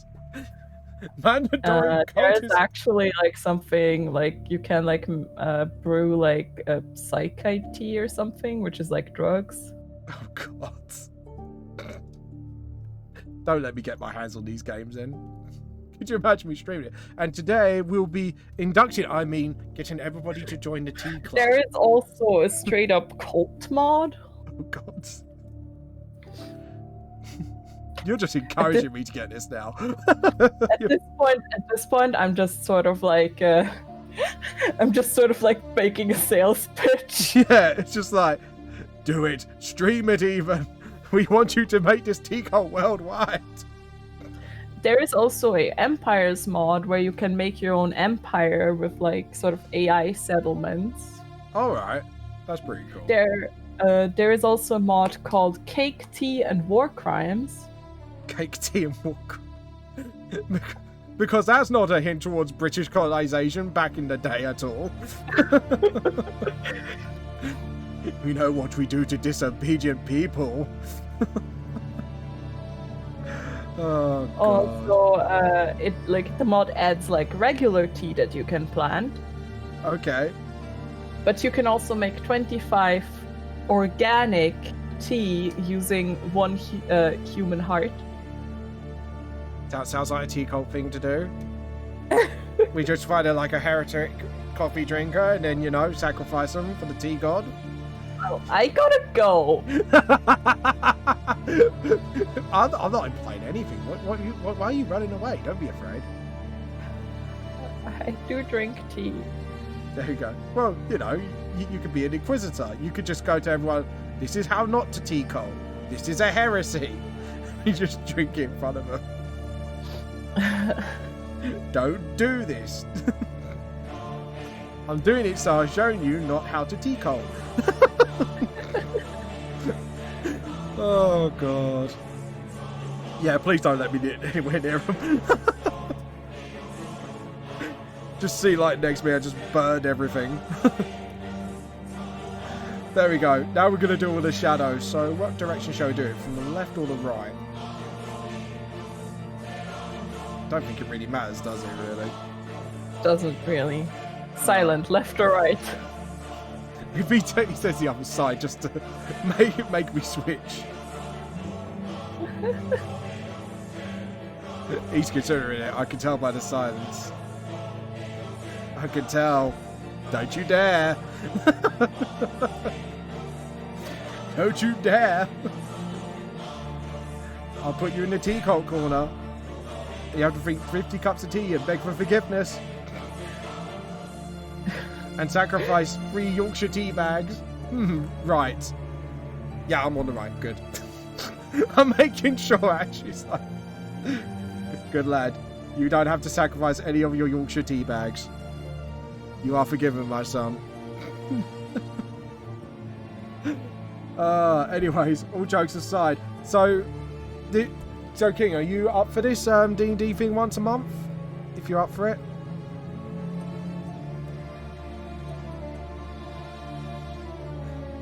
I can't make it. Oh, no, it's fine. Don't worry. I've been making decisions the entire time because this monstrosity is my creation, okay? Thank you very much, Silent. Yeah. I mean, look at him. He's just a try-hard villain. He just wants to be accepted as a villain and he just needs a goddamn hug. No one believes in him. No one just believes in his villainous dream. You know, he wants to be the world's top villain, and he just can't. Can he? We've already established he's like My Little Pony fan as well, and he's just trying to hide it. Yeah, I messaged him. I was like, "Hey, do you want to join a game together?" Do you want? Sounds good. You messaged me about it. I just woke up. No, that's fair enough. Yeah, I'll be running the. I'm gonna have to read this again. Lost Mines of Pandora, the beginners campaign. Because we've got a couple of people who haven't played D&D before. One's played tabletop games, but one has never played a tabletop game. So I thought this will be perfect. I even brought myself a DM notebook to keep track of everything in for once. I love this notebook. So I've got Dungeon Master, the Weaver of Law and Fate, and God's Fear, the power I wield. The dice is my ally and my enemy. I thought, yeah, that's a very DM thing to say. This is like, yeah, dice is always his DM's greatest ally and enemy. But yeah, so I'll sort of be running that. If you're quite experienced with DD, I will trust you with stuff more than Player's Handbook and Xander's Guide to Everything. As long as I get to look up the rules, obviously I can look at it on Wikipedia, I'm assuming. The D&D wiki, I meant. Or, Julie. Oh! Did you know who you're talking to a DM for 2 games? Do you even know who you're talking to? Yeah. No. It's just, you know, I'm just saying. I'm quite laid back. I'm going to be a bit rusty, so if I do mess up, please let me know. Or just whack me with a newspaper, one of the two. No! Bad DM! No!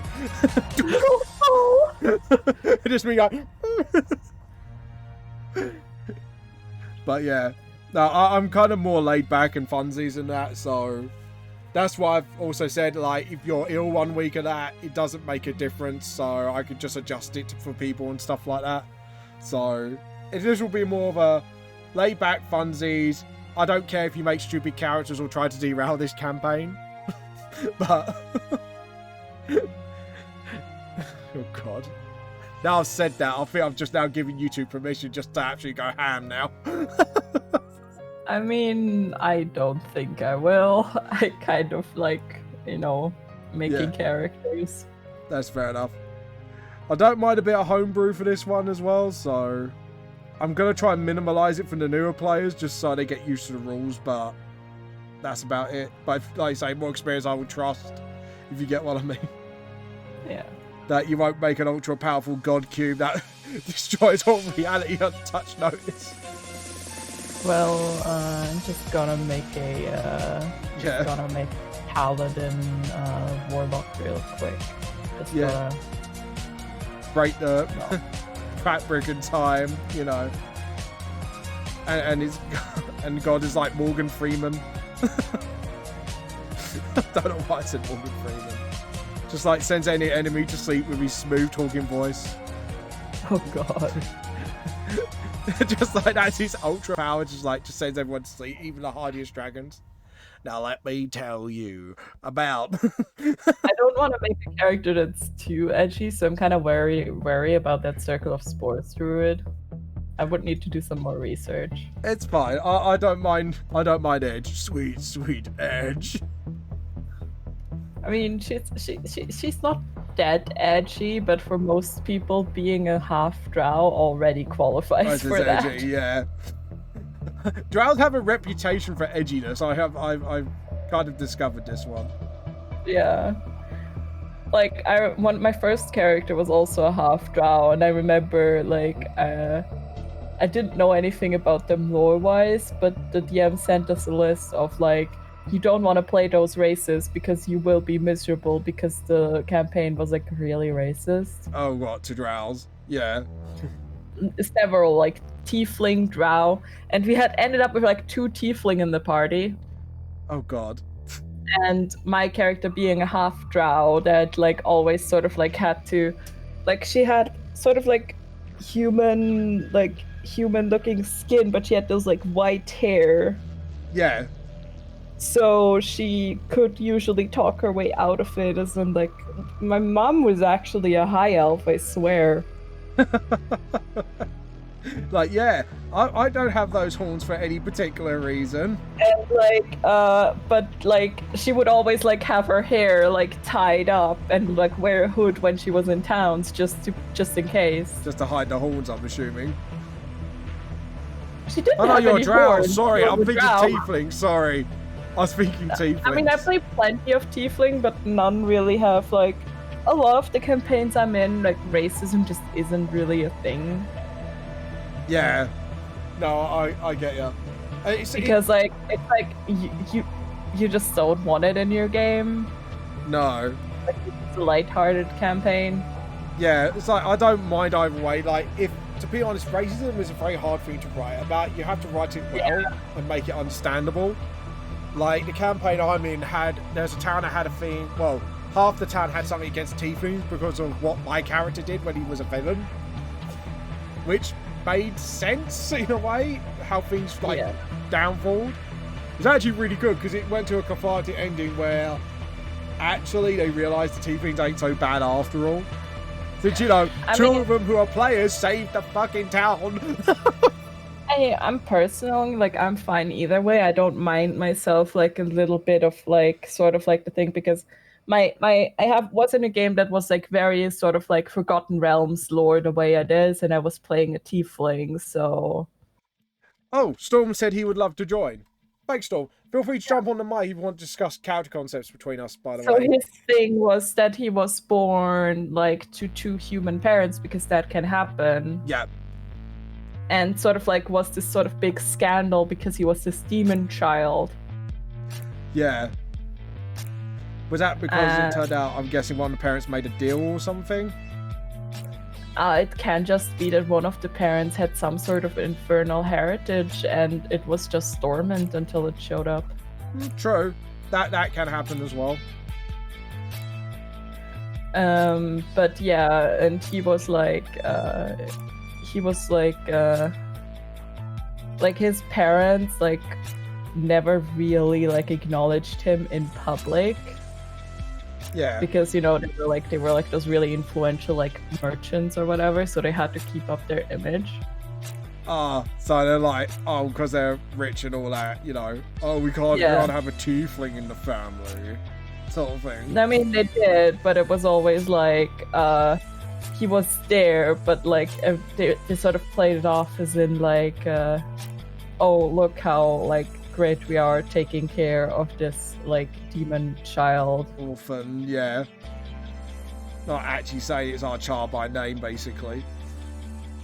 No, like it was like, no, he is their child and he got the same education, but in public it was always like somewhat distanced, like. Oh yeah, right. Sort of heard it was basically like, you should be glad that your parents keep you around and didn't put you in an orphanage.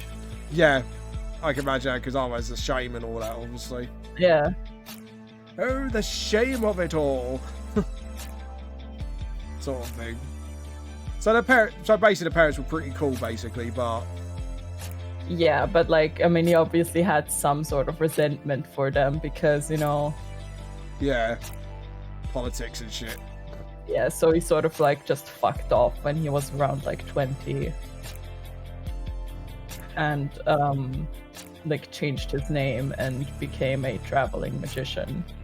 Oh, that's cool. So sort of like so is that like bard, but your speciality instead of just instruments, it'd be like sort of like magician tricks? No, he is like his whole deal is that he inherited the infernal heritage, but he also inherited his family's magical abilities. Oh, okay.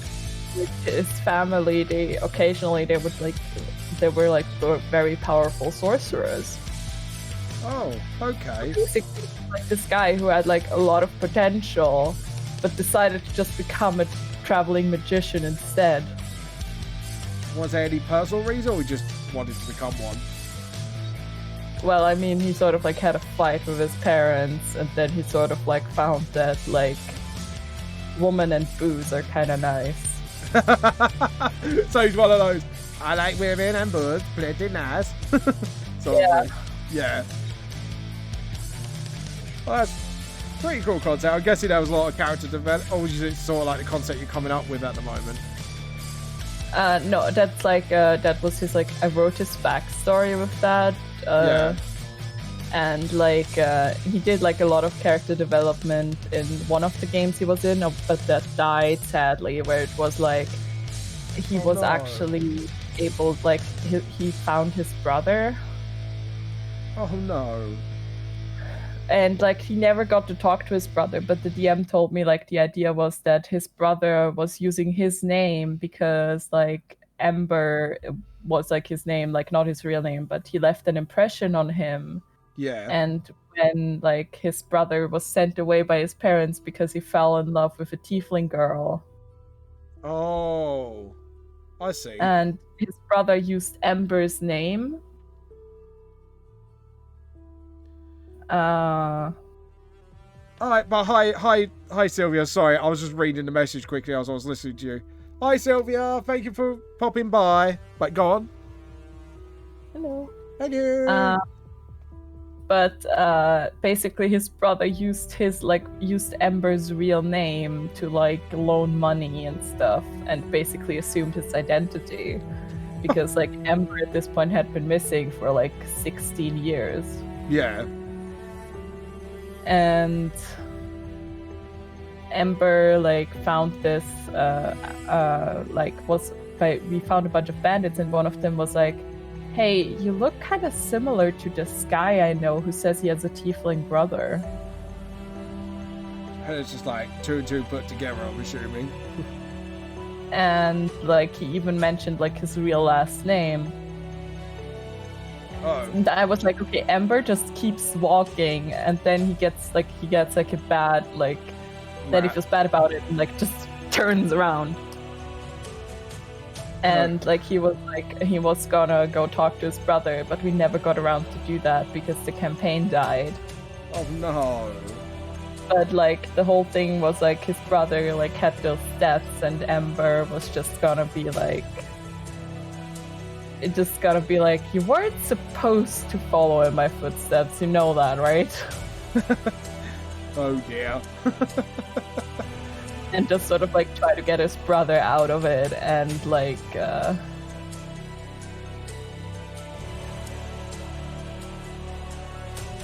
then see where it goes. But the campaign ended. Oh no, I hate when you have that unresolved thing because you want to know what happens next. And Like I imagine that sort of like he figures things out with his brother, and then like maybe either like the brother joins them, or he just sort of like he would try to send his brother home. Yeah. And then maybe have like this very awkward sort of dinner with his parents. Oh god, yeah. I can imagine that. Like, so, Ember Dragon Breath, huh? Yeah. I can imagine that. Where's Storm, by the way? He seems to poofed. I don't know.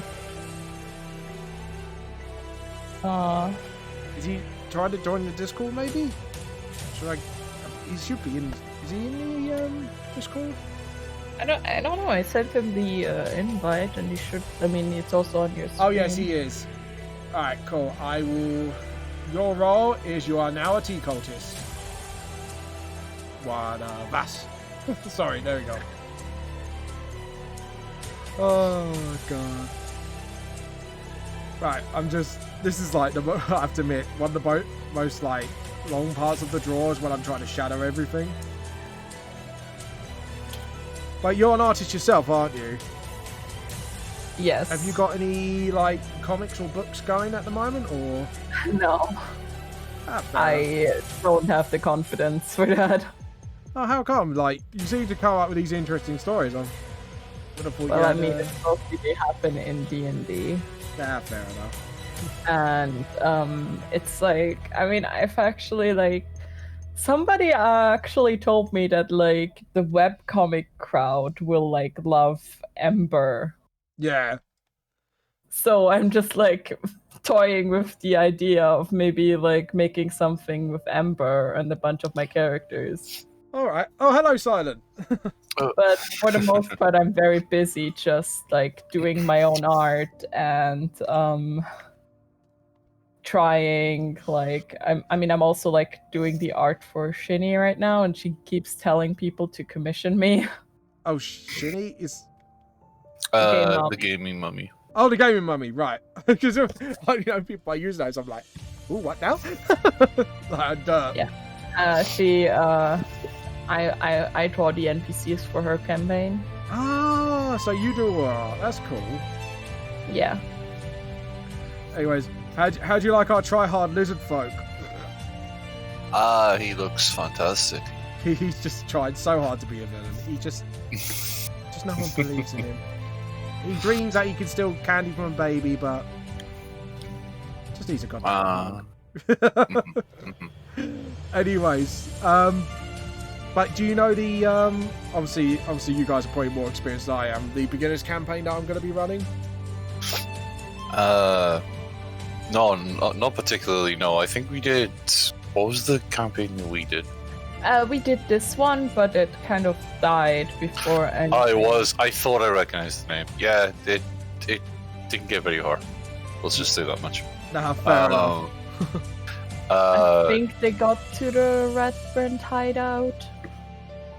Yeah. And that's where we ended. Yeah.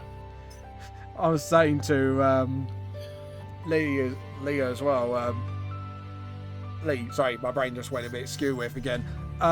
Like I ran it and then I completely changed the ending and it was like a Joker type villain instead of the Black Spider, who was called the Fool. And yeah.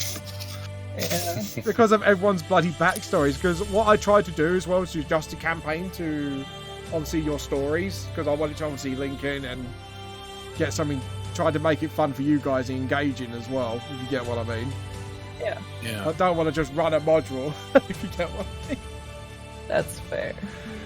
You know, Yeah, different DM. Like every DM is different. They either run the module or they come up with their own things, and it's a nice spice to the campaign. You know? I mean, it's fun coming up with your own things, even if you're on a module. Yeah. Because I think you just also, because in case people try to metagame, read it, you can throw a curveball at them as well. And get them to think on their I feet. just like try to incorporate like everybody's stories in the Rime of the Frost Maiden game too. Yeah. Frost Maiden. What is that? Is that the trying to do what, what module was that? Icewind Dale. Ah, I thought I recognised that name. Yeah. I'm running for the Sunday group, and I like said like, okay, I can run a module. I can't really do that much prep since I have my Theros game where I need to do more prep. Yeah. Because my Theros game is all my horrible creation. Yeah. Okay. Wouldn't call it horrible, but alright. It's not horrible. I'm one of the players for her Theros campaign, Yeah. so I can definitely tell you it's not horrible. No. I don't know, I'm always really scared that I'm horribly butchering like Theros. You almost butchered me in one fight. And that was my first. Okay, so let me use a story for you. It was my first session with the group that she was running for, right? Because one of their players had to leave, Yeah. and she ended up adding a therapist to Theros, right? So the entire group went to therapy. What? Yeah. It gets better. So we went to this therapist. Obviously, he doesn't prescribe drugs. Because I'm a fur. Do you have to say that? Wait, can I just ask? Your characters must have serious PTSD to get prescribed drugs. But like, No, they were asking for water, and somebody said like if they can have a jug. yeah, And I heard drugs, so I was like, okay, I don't like to prescribe drugs right me away. and the player were just sat there like, you have to prescribe jugs of water? It's like, oh, I thought you said drugs. But like, that was funny. And then we all sat down, and this therapist was like, I don't know why we went to a therapy session, I still can't remember. So then all of a sudden we were in this session, and he said, "Do you know what the best way to like make a party come together, like near-death experiences?" And all of a sudden the room went dark, and we ended up in like a bone pit, like a graveyard, like an entirely different map. Oh god. And there was a fight. She said, "Roll for initiative," and I was just like, "Oh shit!" and we rolled for initiative and stuff. And we got attacked. Everyone else was doing fine. All of a sudden, a dragon flew in from behind. I think it was a dragon or a drake. Wyvern.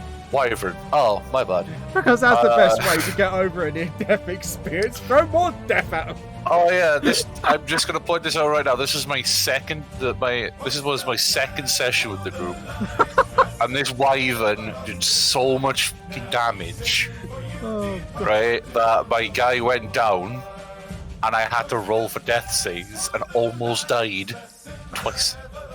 Sorry. And this was my first session in, and I was just like, "This is ridiculous." I should have left. I was just sat there. I was just like, "Okay, Oh, well, God. this is going absolutely fantastic." I have to. Mind you, we had a paladin snake Yanti who was immune to poison, and this wyvern did poison damage along with everything else he did. Oh, So it's just God. like, Jesus Christ. I just went down. I can imagine. It's a fucking wyvern. What level were you? 4? Oh, shit. 5? Yeah. Oh god. That is brilliant. That is actually a really good story.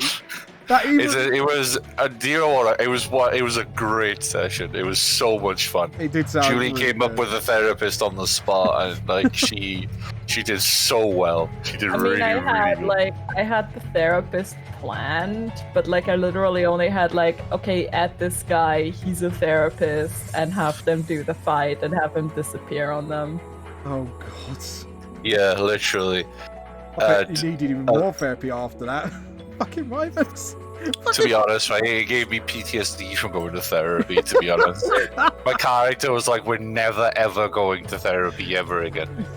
All because But, of that like, incident. Oh, it's insanity, absolute sanity. It was lovely. It was great. It was so funny. So basically, your character literally developed a phobia of therapists. Yeah. Yeah. Sorry. He had so much on his plate already, and he's already like he just needs to add to it. You know what I mean? We also have like this centaur that's sort of like reoccurring at this point Oh god. that the party gave PTSD to. And Oh so yeah. now plot of land between Melitus and Akros where they met him is just called PTSD land.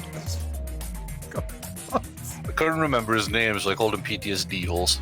Oh, God. I generally couldn't remember his name, and I was just like, "Well, your name is now PTSD holes." I'll tell you what, this absolutely reminds me well, I nearly TPK'd the whole party within session 1 of this campaign when I first ran it. Yes, I nearly killed a level 1 party with a bunch of goblins. Oh, How the fuck Oh, I nearly... Oh, I don't think I Jesus knew about Christ. And so basically... Was it in a cave by any chance? No, it was Right. the very first bit. You know when you get ambushed? the one that like Dingo managed to recruit. Yeah. Oh my god, he started a fucking revolution with goblins. And it was... Oh And it god. was literally, the ambush happened, and beforehand, the bard already, not the bard, the fighter already damaged himself by trying to play his banjo. Because What? he was trying to play his banjo, so I said, alright, roll charisma. He rolled a 1, and me being the experienced, I thought it'd be funny for him to hit himself in the eye with it and take 1d4 damage. Oh no. So he took a full-on 4 damage from being whacked in the eye by a fucking banjo. Oh Jesus. Yeah, you're just like, oh fuck's sake. And then I rolled really well with the goblins, and obviously I didn't know you could fudge rolls then. Oh no. So like one person survived and got everyone back out, and I just sat there. I'm just I'm having an NPC in my Rime of the Frostmaiden game that is currently with the party. yeah. and he ended up like almost ends up taking every kill. So I just sort of like have it where it's like I don't even roll for damage. Like if he would kill something, he just sort of like hits, but he doesn't kill it. I'm not a huge fan of goblins. No. Because I don't want him to take like all of the kills. But the worst part was it was only like 4 goblins in the ambush. I was like, how the fuck am I killing Well, I mean, level 1, you have like not much HP. Yeah, you have nothing Yeah. at level 1. Do you remember the very buff goblin? No, I don't want to talk about it. The buff goblin. The therapist wasn't my only sort of interaction with death, right? Oh god. Basically, do you know the module that you're running? Yes. I think, well, obviously that was my first ever campaign, and I made a rogue. A what of rogue? Basically, we go into the cave, Right. and then there was a goblin standing on guard at the bridge at the beginning of the cave. So then we Okay. go in. I tried to grab him, only for then Julie to roll. I think it was like either a nat 20 Oh, for Okay, him so and here's the thing. I forgot that you can use like dexterity on like being grappled, so I had him roll strength. She had so me he- roll strength as a rogue. No, not So- not you. I think Oh. the one who does the grappling always rolls strength. But the Right. one being grappled like can use dexterity, and goblins do have more dexterity than they have strength. But I rolled strength because I wasn't too familiar with the rules. yeah. Uh, You got basically pulled a me, basically. But basically, he literally pulled me over his shoulder and flung me halfway across the room. He Oh. shoved you like 5 feet. Yeah, only then to get shot by his archer friend for an actual crit. To a point where I'm pretty sure I got downed and then You harassed by the bard. You always act like he threw you, like, I don't know. It felt 15 like it. feet. It felt like it. It makes the story Okay. more dramatic. That's what we say. It felt like it. We say 5 feet is pretty far. that is quite far, actually. Like, people If I was to underestimate- lay down on the floor, he'd probably reach my face. Like, if someone threw me 5 feet in this tiny ass room, I'd probably have my back against the wall. Yeah. I mean, yeah, but like, you act like I threw you, like. It felt like it. My body and soul was in it, and I felt like it. It felt like I was thrown to my death. By a little Only then goblin. to get critted by his shitty little friend in the back. I'm getting shot by a bow. Seriously, she rolled so good on that, right? Oh, God. That I went down after the guy pushed me. I killed the guy who pushed me back, but then his friend decided to be like the American sniper, like from 15 miles away, and hit me so hard that I actually I went down. You sure it wasn't an actual sniper? Just like, he just teleported a sniper and just like... the bomb. No, I'm pretty sure Julie said it was a goblin. The goblin with a snipe, just like... But to be honest, every session I've been in, it's been a lot of fun. Apart from like that sort of campaign, because one of the players was a bit of an issue. But Yeah, I kind of heard roughly about that, so... oh yeah, It's never good when you get that player. I think I was in a campaign once. I nearly killed the whole party with a thunder wave because I didn't realize how it worked. Yeah. The only common misconception that you think you could do it from a distance, but you end up sort of doing like a Gandalf. I keep forgetting that's the spell, yeah. It's like a 15-yard range. but you can Right. only cast it where you're standing. Yes. Yeah. So yeah, I managed to almost kill the party by that by mistake. Luckily, it was in sort of like in character thing to do because my character is a ditz, and the player just kept like banging on about my mistake, and it's like though he committed a mistake earlier that he didn't rage. I just got fed up at the end. I just turned around and was like, it's not like I didn't rage earlier or anything. And I really don't like doing that, but sometimes you have to kind of go, mate, stop it. You're being a bit of a... You're kind of killing the vibe. There's always that sort of issue, like... Yeah. There's always that issue. But I think, But like... no, So go on. no, that's right. I would say, like, I think if you get the right players, then you've got the good time. I think you've got to sort of, like, interview them or know them first, if you get what I mean. Yeah.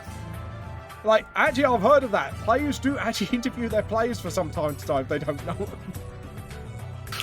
I joined Julie's campaign for Theros after one of the players left because I knew one of the players. Yes. Because he was in the Lost Mines with us.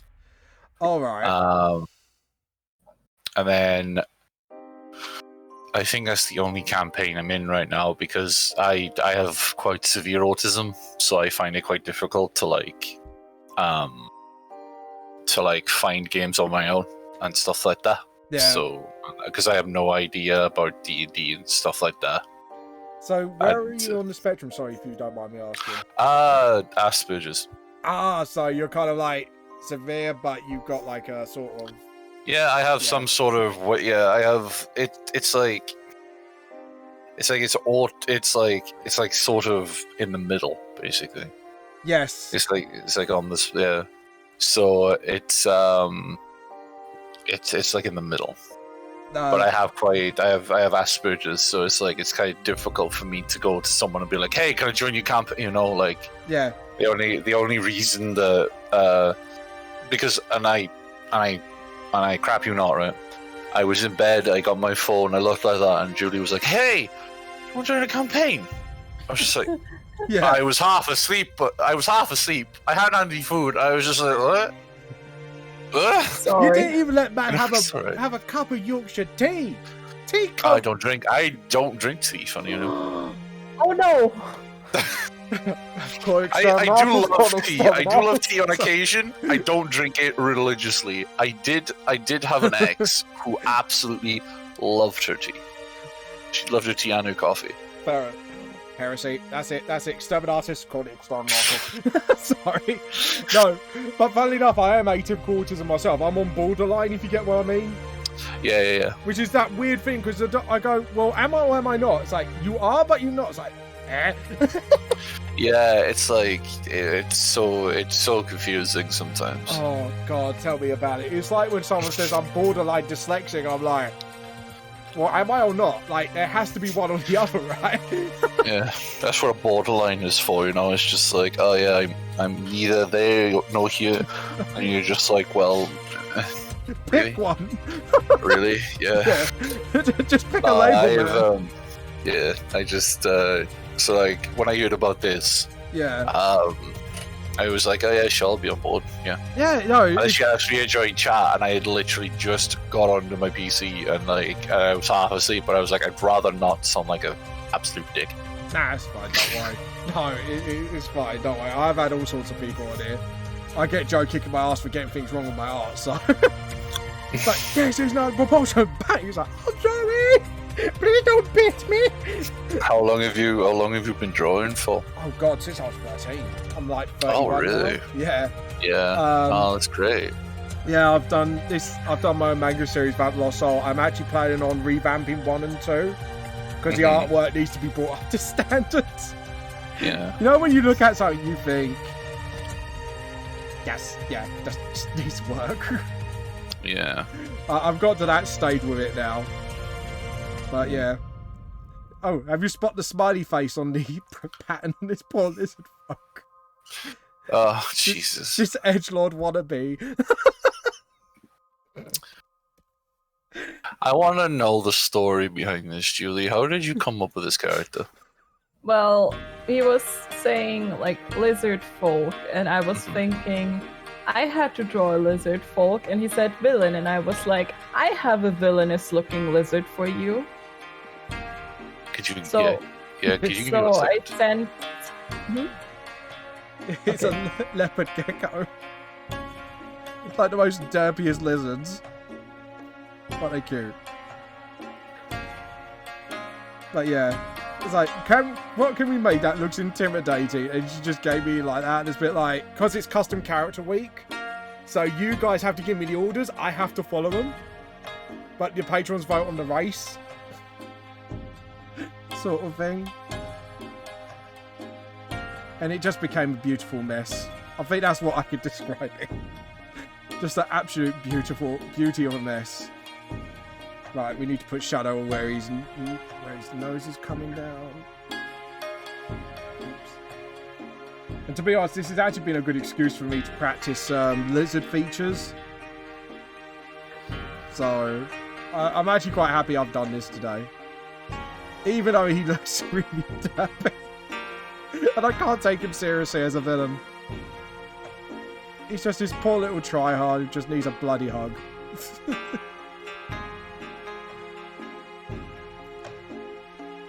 But yeah, there you go. Like, you can put more lore to him if you want. We've already established he's My Little Pony fan, and he tries to hide it from everyone. And his parents never believe in his villainous ways. Actually, like, part of his story, what's the most villainous thing he's done so far? We need to establish that. He has stolen candy, by which I mean he probably forgot to pay for it. And that's like his bragging rights to evil. Yes. He just makes you sound like he totally did it on purpose. Is he looking up what the lizard looks like, I'm guessing? Silent.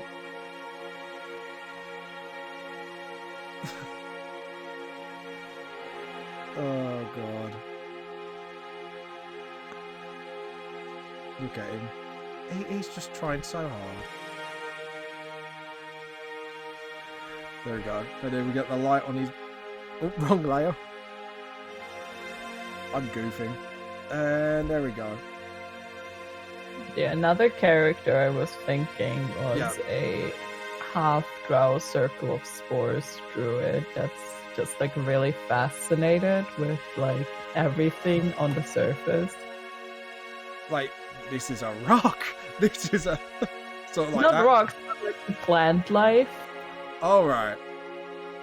Just amused by everything basically the character comes by, essentially. Yeah, because she's like used to like the place where she comes from in the Underdark. Aww. So is it going to be like this innocent, naive character, basically? Just goes, what's this? Sort of thing. Or is it like... So... Yeah, but she's also like, I would have, like, due to like her sort of like upbringing and like sort of like, I guess like lore where she's from. Like, Yeah. she's a Circle of Spores druid because it's like a lot of like mushrooms where she's from or something like that. Oh, that's kind of cool. Apologies for that. My mother And called due me. to that, she also has this casual disregard for like, well, not disregard, but this like, you know, corpses sort of like feed life. So she's completely okay with using fungi to reanimate corpses. Oh my god! So that fucking, what is it? That species of mushrooms that possess ants, sort of like that sort of thing. Yeah, well, the Circle of Spores actually at 5th level does get animate dead. Are you talking about the drow? Yeah. Yeah. That's going to be one of the concepts apparently she's tempted with. Yeah, she was, we were in a Discord call and she was just randomly she says randomly sketching, but there's just like this beautiful artwork in front of me, and then I'm just like, okay, well, she drew a drow with like was it like a wolf's fur or something? Like a fur. Like some random fur. Yeah, and she said, I was thinking this is a character concept, like the druid, and I was just like, okay, well, it's a fantastic concept. Like she came up with it like on the spot, and it's just like, okay. Sometimes the best ones you come up with on the spot, like this special little fella. Yeah. You have to do it like this, so he's I not don't even... know. It depends on the tone of the, like on the tone tone. What the actual fuck on the tone of the like. It depends on like what we're going for with the campaign. I think. Yeah. Sort of like, I'm more happy to take you guys do serious, you do something silly. You know, I'm more than happy. I'm pretty laid back, to be honest, when it comes to Like that. I love shenanigans and I love silly stuff, but I also do like roleplay a lot. Yeah. So you want me to try and sort of maybe try and add a bit more roleplay into it then? I don't know. I mean, it really depends on the others. I'm also just fine with killing shit. Murder Hober in your way. Honestly, it's like I'm the same. I like the RP aspect. I also like the combat. I'm cool with anything really. Yeah, like I'm fine I'm with very whatever chill. the others prefer, but personally, I do like roleplay a lot. Okay. Right. Okay, I'm gonna actually write this down. And just like, you know, like character development in the party, like forming a bond with the other party members, sort of like coming together. Are you gonna try? Are you gonna use the druid? Or are you gonna make another bard? Sorry, was that me? No, I was talking to Julie. Why would Oh, I alright. pick another? Because you love bards. Well, I do, but I wanted to try something that I haven't played. You haven't played druid? Yeah. Oh, nice. I'm actually writing this down in my pad as you guys are speaking, like, roleplay, character development. It's like But I'm totally fine with shenanigans, and I can do funny characters like the kobold. But I'm good with anything really. Roleplay, I don't know, combat. I play like currently I'm already playing a very sort of like fun character, which is my rogue. Alright. She's basically like a charlatan in that she always comes up with business ideas that fail. She's like the Del Boy, basically. Alright, I'm gonna sell you this. Sorry, I can imagine like the arm as well, the cigar. Whole thing written down where like she had like spray-on shoes. She tried edible spoons. Oh god, it is fucking Del Boy, but And she also had a smoothie business that could have been really successful, but she managed to sort of like make deals with some suppliers and like got in trouble with like this like woman who's sort of like part like of the mafia, who's like leading like her own gang, and like she undercut her on some prices, and this mafia boss, out of spite, stole her smoothie business and forces her goons to run the smoothie stand. God. So basically, get rich quick schemes, basically. But then she's sort of like this. I play a lot of those like reluctant, like hero type characters that just get dragged into adventure. It's like, oh, why you brought me into your mess? And like, it's actually pretty funny because we were playing Tourney of Dragons. I don't know if you know about like Journey what of happens. Dragons? Like the first one, Tourney of Dragons, is just both the like modules. Oh, right, yeah. And like, you start in like Green Nest that is being attacked by a dragon, right? Yeah. I'm guessing this is like a level 10, 15 campaign? Well, we are currently like level 5. Oh, okay, fair enough. Like a very long campaign, Fair enough. but they're like level 1, you come into Green Nest that is being attacked by dragon, Yeah. and it's actually pretty fucking deadly. Oh, God. I was But, going to say, like, dragons are normally quite powerful creatures. Even a young one on its own, like, requires, Like, we made our way, rescued some people, killed some bandits and kobolds mostly. Like, you don't actually fight the dragon. no. But at some point, the dragon comes and, like, attacks this keep that you eventually make your way to. Yeah. And my halfling saw a ballista on the wall. Oh, So being the rogue that she is, she snuck over without the dragon noticing. Alright. And there was this like wounded guard, and like she just sort of like hid like next to him and was like, Hi, I'm Audrey. What's your name? Oh god. And she just sort of like, because the dragon almost killed one of the party members, and so she's like, you know, sort of like the typical halfling that's like, Yeah. sort of like ends up being a hero somehow. Oh god. So Just she discard, and her like they manage to aim the ballista at the dragon, and she just goes, "Okay, I suggest you run. Can you run? Because I'm about to do something very stupid." Oh god. Yeah. And she just sort of like, and then I hear the DM roll something, and I hear a shout, and it's James that fell over, and the dragon is like looking at him. And then I'm like, okay, she fires at the dragon, and she hits, which hurt the dragon enough for it to fuck off. So, before the dragon did that, it just sort of like sniffed at my halfling and was like, "I have your scent," and flew off. Oh, so like more ominous, not like it ran away and went, "Man, he hit me!"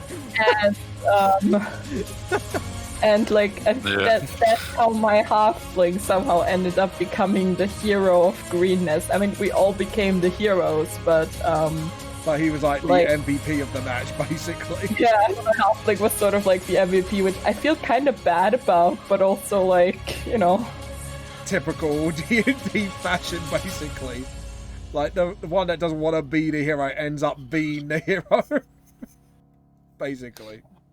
And she also has this thing where she's she's a little bit of like a chronological liar. Oh, okay. So when she got home to Baldur's Gate and they met her family, and she was like, "Oh, I protected like Green Nest from a dragon." Everybody is like, "Oh my god, Audrey, you're so funny." Oh yeah, it's just like, oh yeah, yeah, and it's just like. And when they're like, "Oh, what are you doing now?" I guess I'm an adventurer, and I promise it's not like that one time, like 3 years ago. Like I'm an actual adventurer now, and they're just laughing. It's just like, oh yeah, you.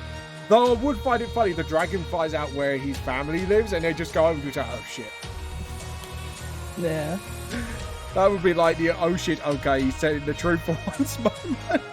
And Audrey, we also had a whole like subplot that wasn't like in the campaign of like her, like us trying to figure out where the cultists are going, but also having to deal with being accused of like murder by this like smoothie mafia lady.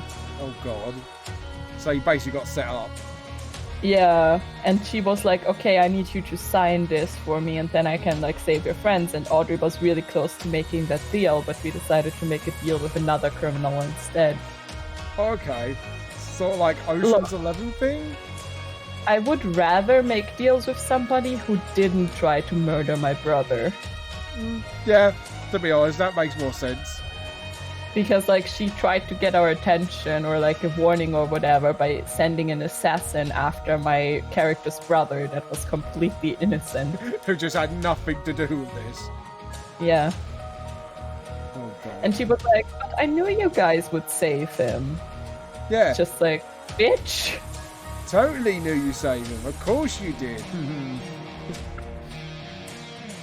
Oh god. Yeah, no, not. So, did you actually manage to get your revenge, or? Not yet.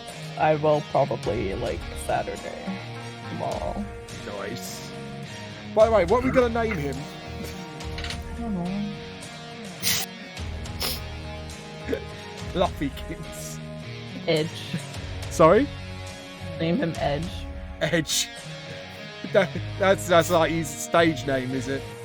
Yeah. Edge in air quotes, knew him Charles. Edge Charles. Shall we just like spell Edge wrong as well? Like, you just can't do anything. Basically. How would you spell Edge wrong? E-G-E? Egg? Egg. Egg. Edge. Oh my god, Egg. Yes, let's name him Egg. Where you spell like E-G-E? Eggy. Eggy. So Eggy or Egg? Iggy. Eggy. Iggy. Instead of putting like the D in, he's just put Eggy.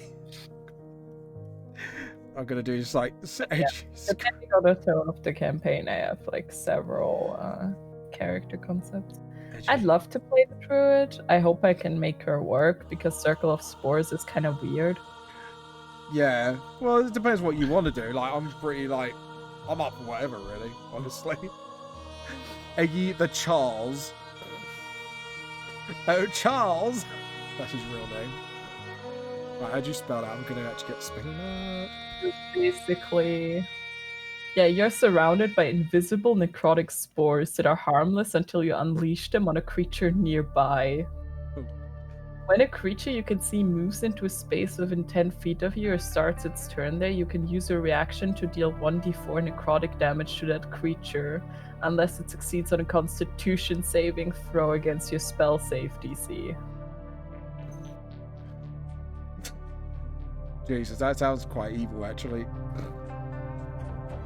Yeah, and at level, also at level 2, I can use my wild shape to instead channel magic into the spores and gain temporary hit points, and the damage increases, and my melee attacks deal necrotic damage.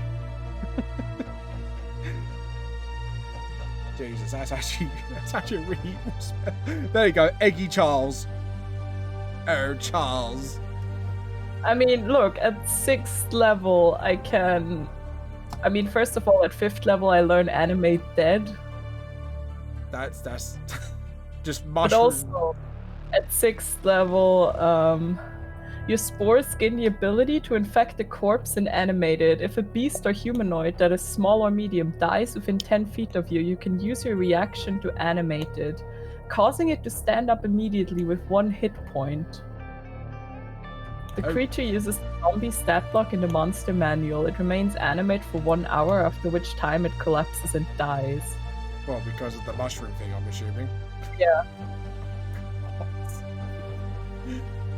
Oh, that's pretty evil. Review art, man. Sorry, I'm just trying to find my folder now. I can't even find it. Roll?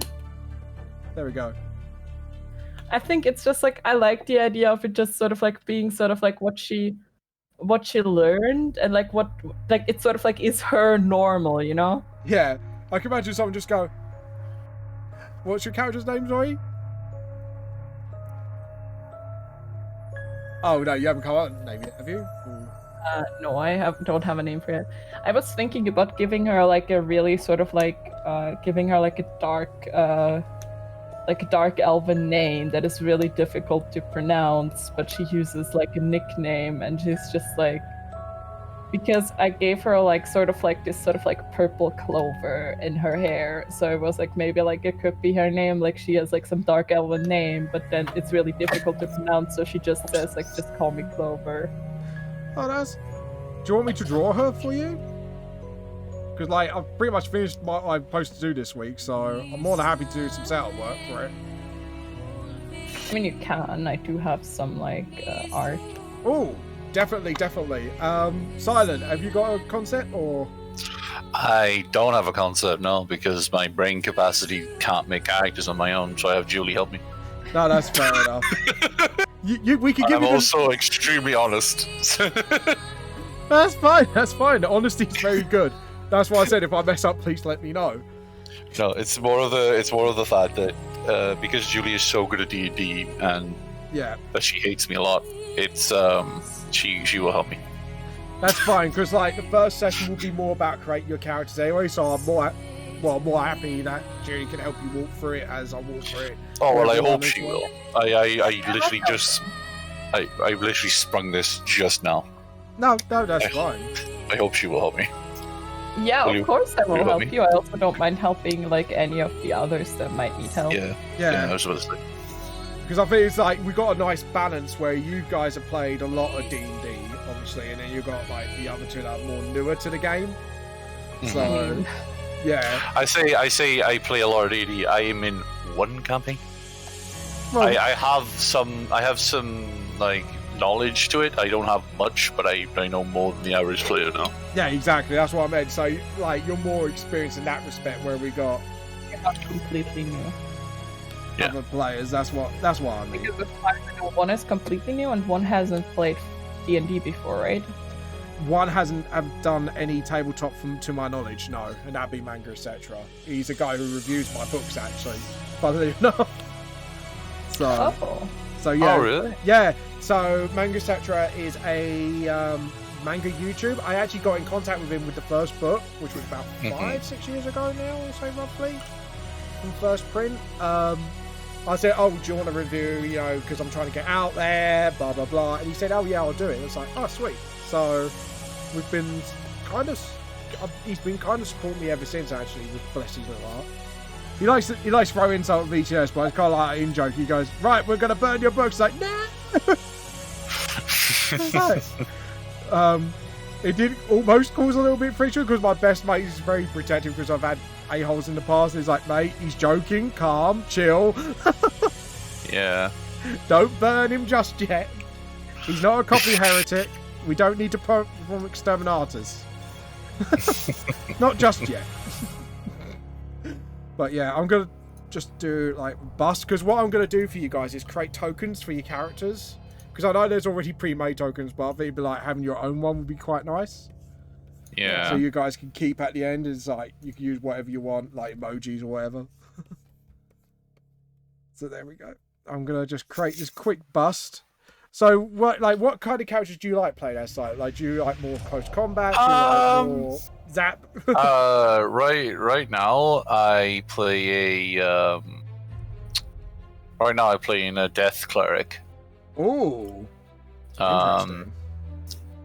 Because obviously Theros, in Julie's campaign, each person gets to pick a part of the pantheon from Theros. Oh, nice. I'm doing the sort of like thing where you can be a champion or become a champion of God. Yeah. And like collect piety, which I still need to figure out, and I'm probably gonna give you guys a bunch of like, you know, piety that I should have given you. Yeah. But yeah, it's like I play a death cleric, so under death is like one of the pantheons is Erebus, and basically Hold on. basically Theos. Is that the Magic Gathering one of the Magic Gathering expansions? yes, yes. D&D is actually based off Wizards of the Coast. Yes, Yeah. I do know that much. Yeah. I don't actually know anything about Magic the Gathering or Theros beforehand, so I just have the book. So we're just calling it not Greece. That's what Theros pretty much is. It's totally not Greece. No, this is not the Greek pantheon. Yeah, like an Acros is like I have like a little thing under it that says not Sparta. Yeah. Fucking brilliant. But I have to admit, that has been one of my few favourite expansions because of the Minotaur decks. That's quite fun. Yeah. So, And go on. But yeah, I my guy is part of Erebus, and I can say that now because they're not actually here. The players don't watch the stream. yeah. Basically his backstory at the moment.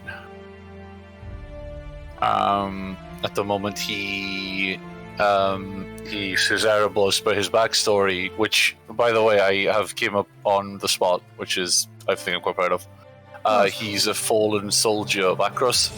Oh, nice. And basically his entire thing is that he got resurrected. He got given a choice by Erebus to like hunt down these people who escaped the underworld. So, And not Hades. No, not Hades. Right.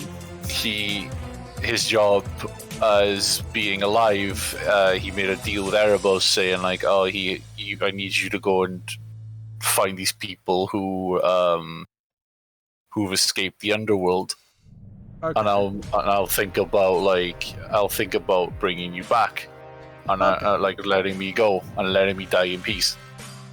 Sort of like And, trying to think of the character, not Kratos. There's another character like that in games, isn't it? Like, he wants to die, but he has to fulfill something first. Yeah, it's like Dante's Inferno. Yes, that was the one. Yeah. Yeah. Dante. It's when Dante he's like a crusader who has to do something for hell in order to get his wife back or some shit like that. That's it. Basically, his entire thing is he went to. That's how he met the party. He was at it was Akras. Yeah. He was at Akras, and it was the Ionian Games, and basically the games. He was standing in line waiting to sign up for the games. All right. And the party saw this giant figure with like a black cloak on, and then one of the party members said, "Oh, nice cloak." And I turned around and said, "Thank you," and he went, "Huh?" Because that was the session that I was joining. Yeah. And I turned around and said, "Thank you," because my death cleric is an 8-foot furbolg. Oh God! So he's a very So tall. he's a very very big lad. I do have a character concept of him because someone on another Discord was nice enough to draw him for me because it was part of a. What was it part of again? It was You got it because you had like the most gifted subs, or were like on the most. yeah. I have a spending spree of a child. Oh, so like if you go commission someone, you go nuts basically. Well, I didn't. Do you know what makes it worse? Is that well, not worse, but like, I think I had 2 commissions, right? And I was able to get 2 commissions, and one of them I actually said for Julie to have. All right. That was Farah though. Who was that? That was Farah because you gifted him a bunch of subs, so he was like he wants to make a special one for you because he did those subs. Oh that yeah, that was Farah. and My he bad. wanted to give me yours because I wanted to like have Kyra. Yeah. Yeah. So I didn't have any character concepts at the time, so I gave her mine.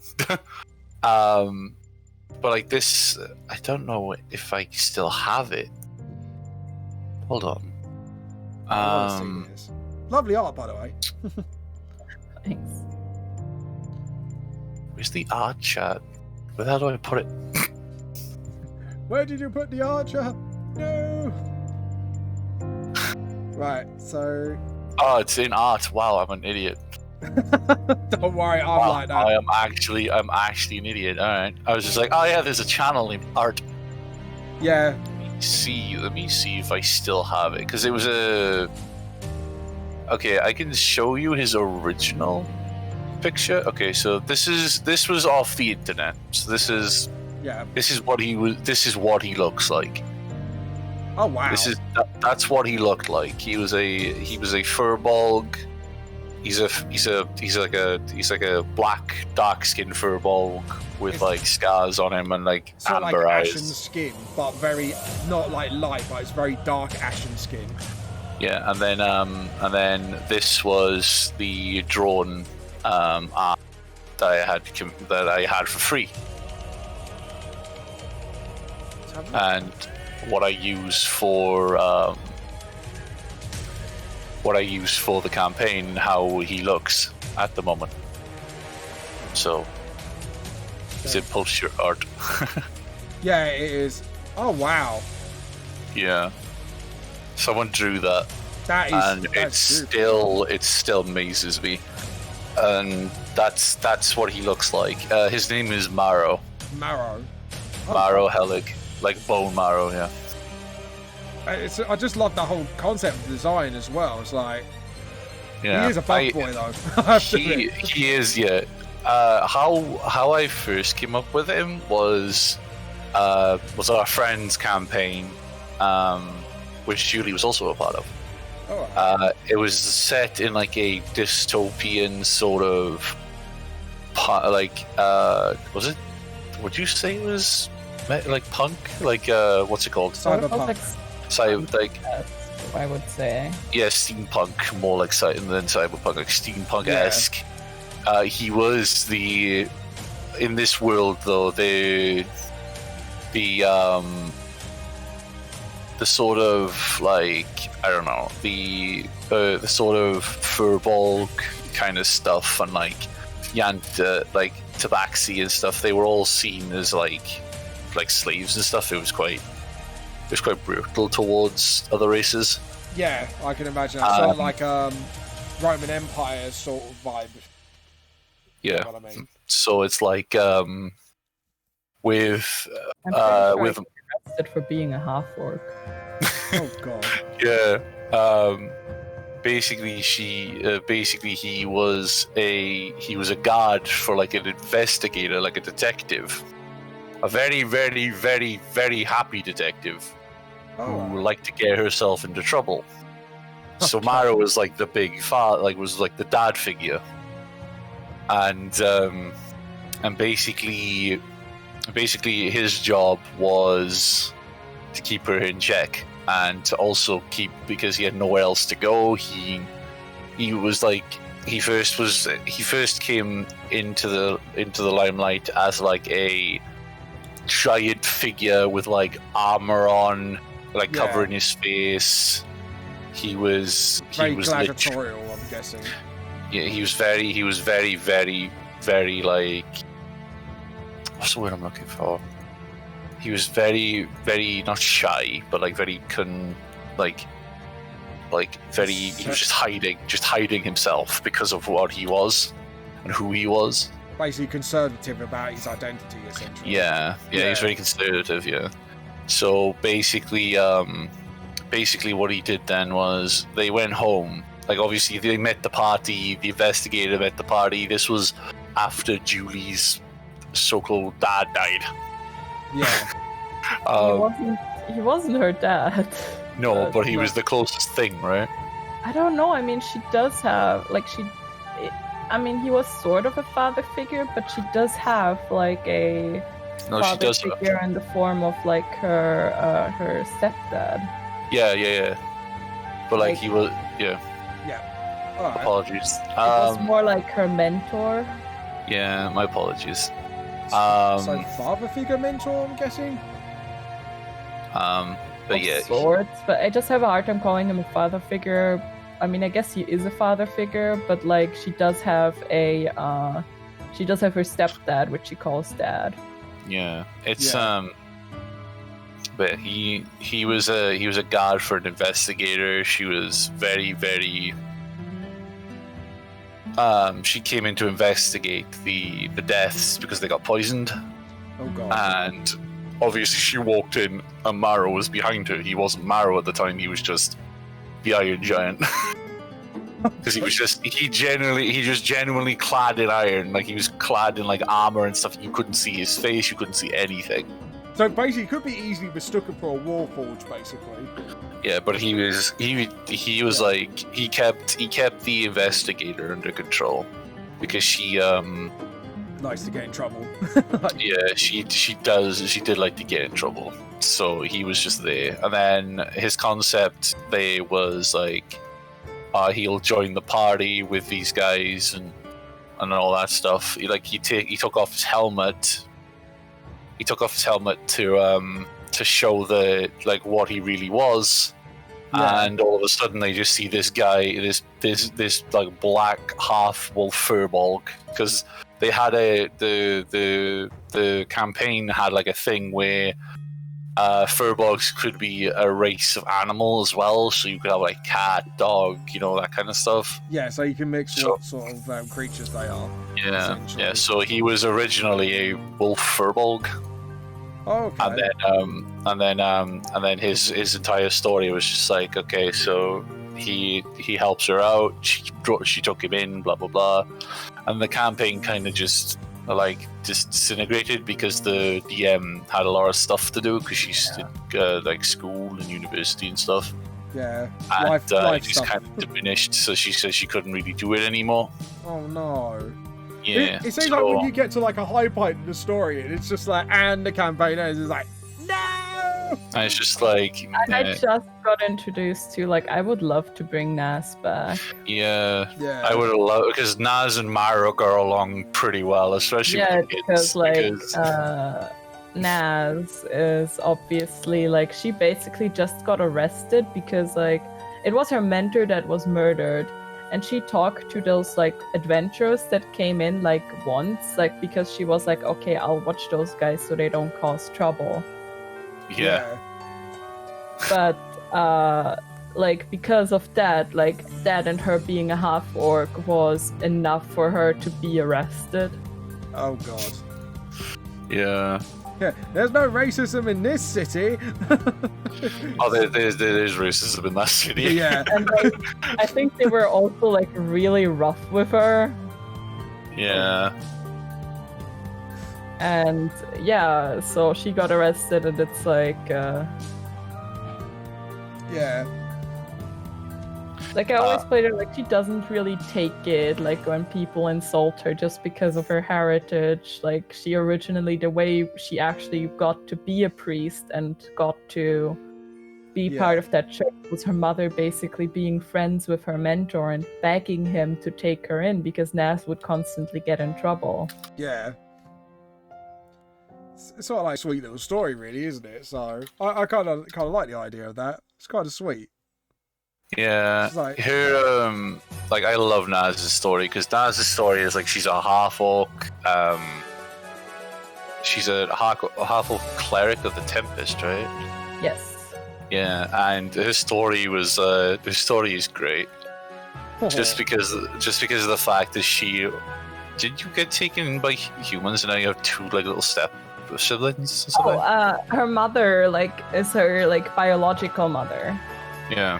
But, like, her mother at some point, like, married another human, and Naz, like, loves being big sister, and she has, like, those little, like, twin, like, siblings that she loves to play with, and she loves being the big sister, and she even calls her, like, stepdad dad. Oh. Yeah. She was so sweet. And then there was like, and then when Mara was introduced, the investigator took in a child. Like the investigator had she had a child, and basically that child was the receptionist. And she was, oh my god, right? Mara would be there being like a dad figure to this child, saying like, look, you gotta calm down, and like playing with the kid. Because even though Mara is who's like kind of big and like, you know, scary, he's actually got the biggest heart. He's just like a big softie. That was the issue with like even in the Theros campaign right now, I'm playing Mara as like the party feels like he's an emo child. Right? Yeah. Because he doesn't like hugs. He's not gonna because in his mind he doesn't like hugs due to the fact that he can't get close to people, because if he does, then he's gonna want to live, and it's just like, yeah, but he just wants to go. Yeah. So it's like, but they all have now decided to call him a edgy child because he doesn't want. The entire party's just hell-bent on like getting physical contact with Maro. It's genuinely because the party is. Oh my god. How do you describe your party, Julie? How do you describe the party? I can't. It's a clusterfuck. I tried earlier. It's a clusterfuck. Oh, did you try? Did you describing Sybil, and I was describing Marrow wanting to turn Yama into a purse. Yeah, a dysfunctional family, basically. Oh no, it's more of the fact that Yama keeps calling me a cow. Yeah. And it's getting to the point where I'm actually going to beat Yama. Oh god. Oh yeah. Yeah, like it's so it's like it is. It's a dysfunctional family, is what it is. Oh, like it's. Sorry to interrupt. Sorry. What clothing does she wear? I just looked at a picture and went. I haven't gotten that far, to be honest. Okay, what class is she? She's a druid. Right. Sorry, carry on. Clever. She basically, yeah, it's like a dysfunctional family, and Yeah. to be honest, it's Sybil is like the old grandma Karen that you really don't want to be in the party. Oh, God. Yeah, I think you told me Yama that. is your smart but stupid snake man, which is really confusing because he writes stuff down, but yet he can't see 5 feet in front of him. Then we have Elise, who is absolutely adorable. Oh my god, she's adorable. Oh, She's like she's a half orc southern accent sort of like. Hello, basically. Yeah, she's a bard. She's a bard, right? But she hits like a truck. She's a half orc bard with 62 HP and hits like a truck. But she doesn't like fighting, so when she swings her longsword, she winces or something, or tells them to get back, and it's just a donk. And it's just and then we have Maro, who is the obviously apparently to the party he's the emo child, but they don't know anything about him yet. No. And then we just got a newer player who's been a DM for about 15 years. I feel slightly intimidated. Yeah, I feel bad for Julie because she's like a DM. I invited her, and I know I brought this upon myself, but like ever since I have her, it's getting better now. But my anxiety was through the roof. Yeah, when she first came into the campaign, Julie wasn't expecting her to like join instantly. Yeah. Like she wasn't expecting it at all. Okay. And I'm honestly still kind of like I'm sometimes wonder like why she's still in our campaign. She loves it though. That's what she absolutely loves it. And the whole point of why she made a character, I'm pretty sure, is because she loved the atmosphere of the game. And to be honest, right, that's completely fine. But that's a compliment to you as a DM when you got another more experienced DM that actually enjoys it. Yeah. Yeah, and then it's like, you know, she obviously joined the party, and she made a Minotaur monk. So there's two massive people in this party now, right? There's a giant 8-foot furbolg of a death cleric, right, who's death cleric. Then we have is she an Astro monk? No, she was supposed to be, but she ended up being taking a way of mercy instead. Okay, so she's a monk. Yeah. And Zama, the whole point of Zama is she's like, her entire thing is like she is looking for adventure, for honor and glory, which is a part of her family, and she just happened to run into the party.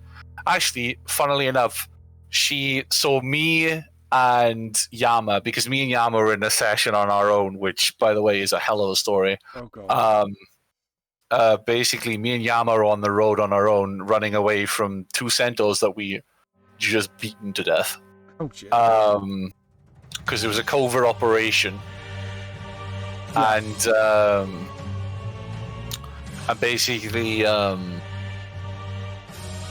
basically we were on the road, and then we saw this Minotaur that was coming up the road. Yeah. And she was like, "Oh, are you two okay? Do you know your way back to Akros?" And it's just like, we sort of do. And Maybe. she was like, "Oh, I can show you the way because I'm from Akros." Yeah. And then we just like,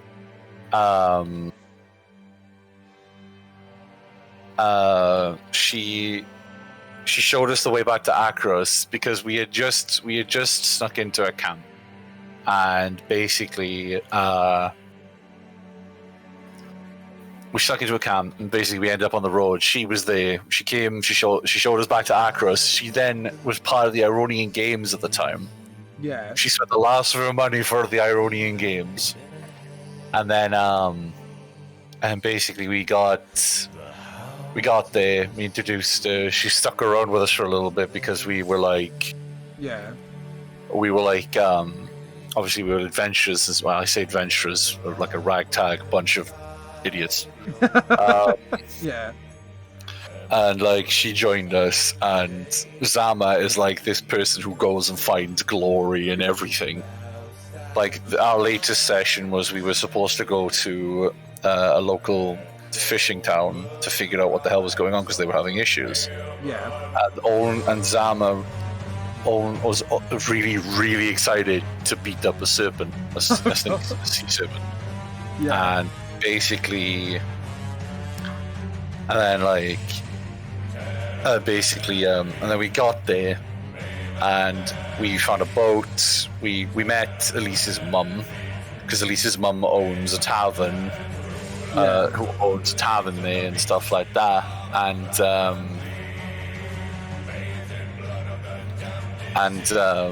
basically we told her mum that she's in a safe place and that she's, you know, she's with the right people and we're going to keep her safe. Little does she know that her daughter gets into adventures that could possibly kill her, but now she thinks that she's a cook for us and that she's not in any immediate danger, when in actual fact she is. She's in danger all the time. Stranger danger.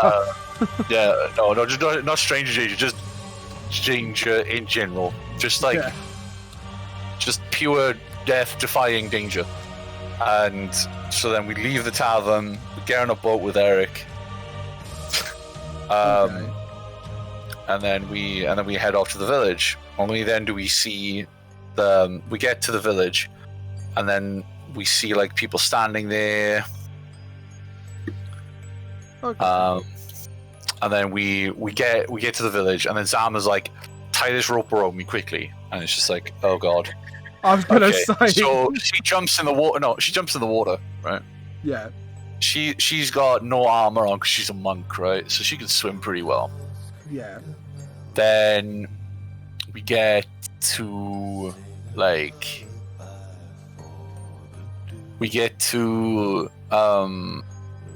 village. She jumps in the water. The rope is there. All of a sudden, boom, harpoon.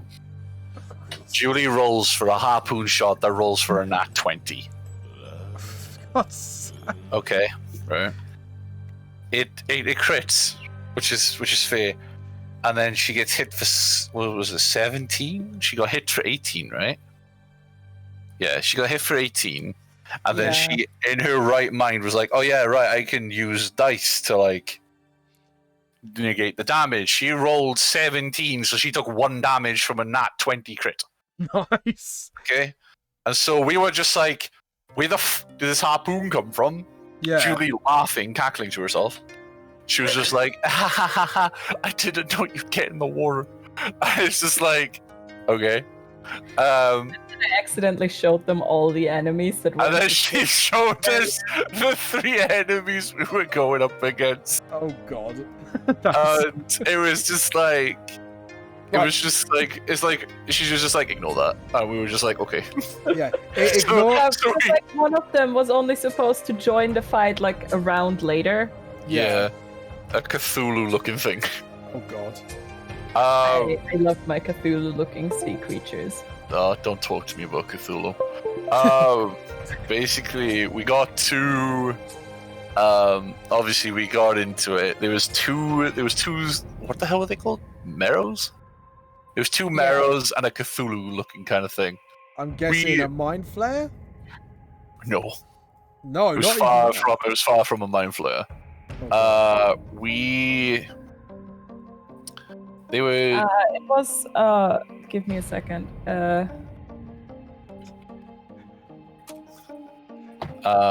Basically. Yeah. Basically, we got through it. She got shot by a. Sorry, go on. I think they're somehow related to like. Was it like? Give me a second. That's fine. But do we have a D&D chat or something? I think I have one. Yes, I do. I tell a lie, I do. I've got like literally. Where are you? Dungeons and Dragons chat under normal chat. Oh, they're like related. Like they used to like serve aboleths or something. Yeah. Technically, but I just like to use them as like sea creatures. Oh, okay. Yeah, they were like, Those. yeah. So basically, we had to fight one of them, Yeah. and basically,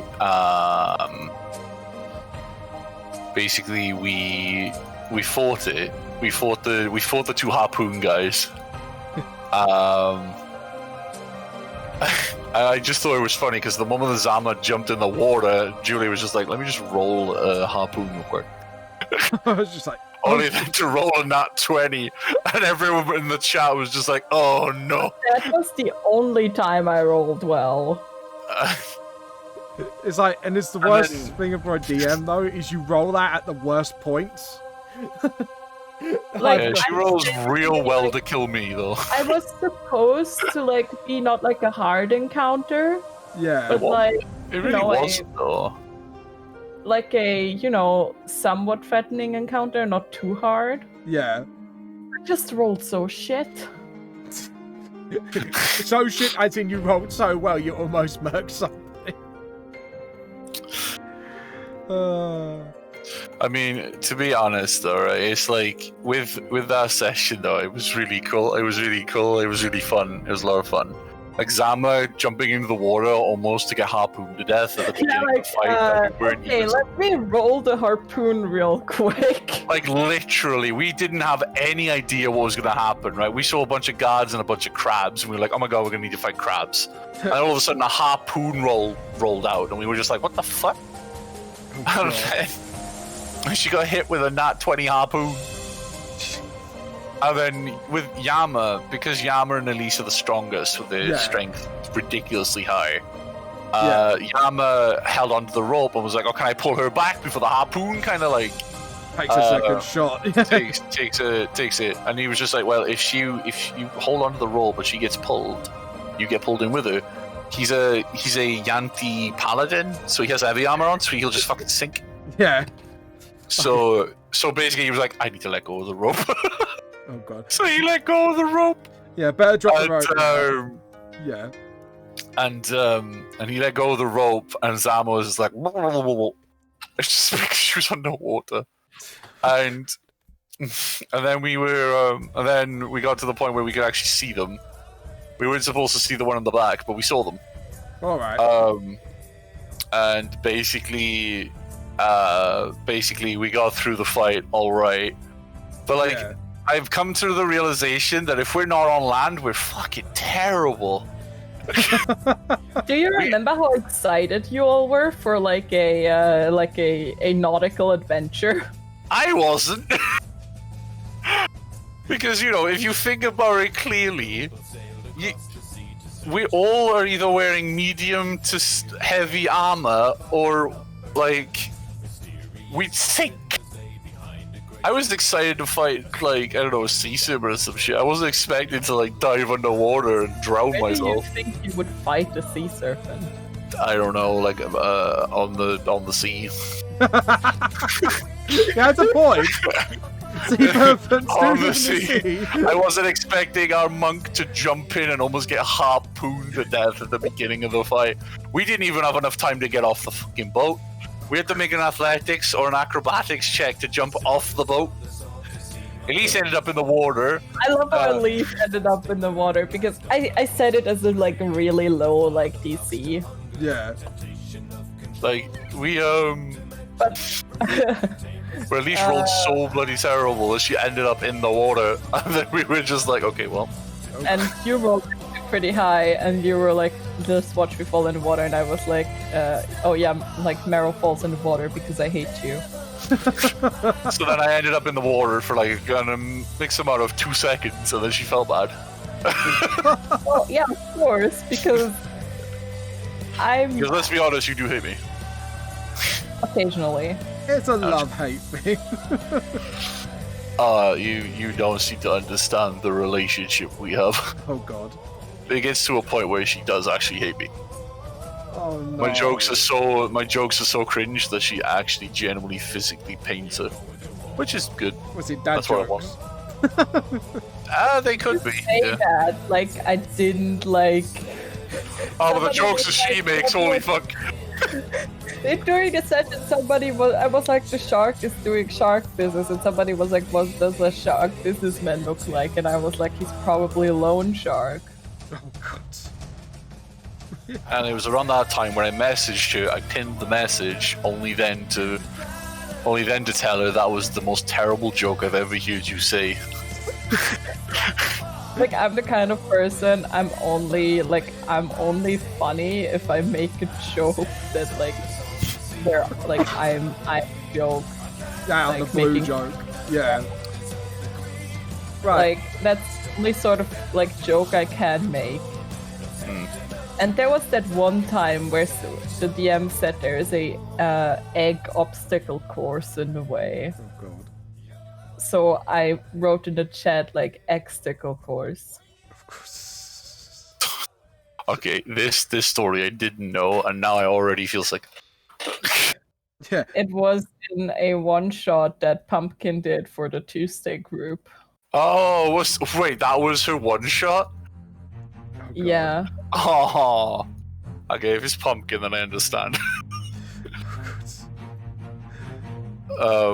Yeah, but no, like, even though the jokes aside, it was she makes really fun fights. She makes the experience like really fun for everybody, and everyone in the party will agree that Julie's a really, really good DM. Stop. Oh, I'm gonna have to get in a game with you one day now. She's a fantastic DM. I highly recommend her. Also, commissions. She's a great artist as well. At Yes. one point, I would love to actually maybe run a game on my Twitch channel, but for that I need more time. Yeah. And prep competence. Yeah. Yeah. But Does it- like, Yeah. because currently I'm also DMing our Sunday game because we were supposed to continue our Curse of Strahd game, but the DM just like had a lot on her plate, and our other DM had to like stop on really short notice. Yeah.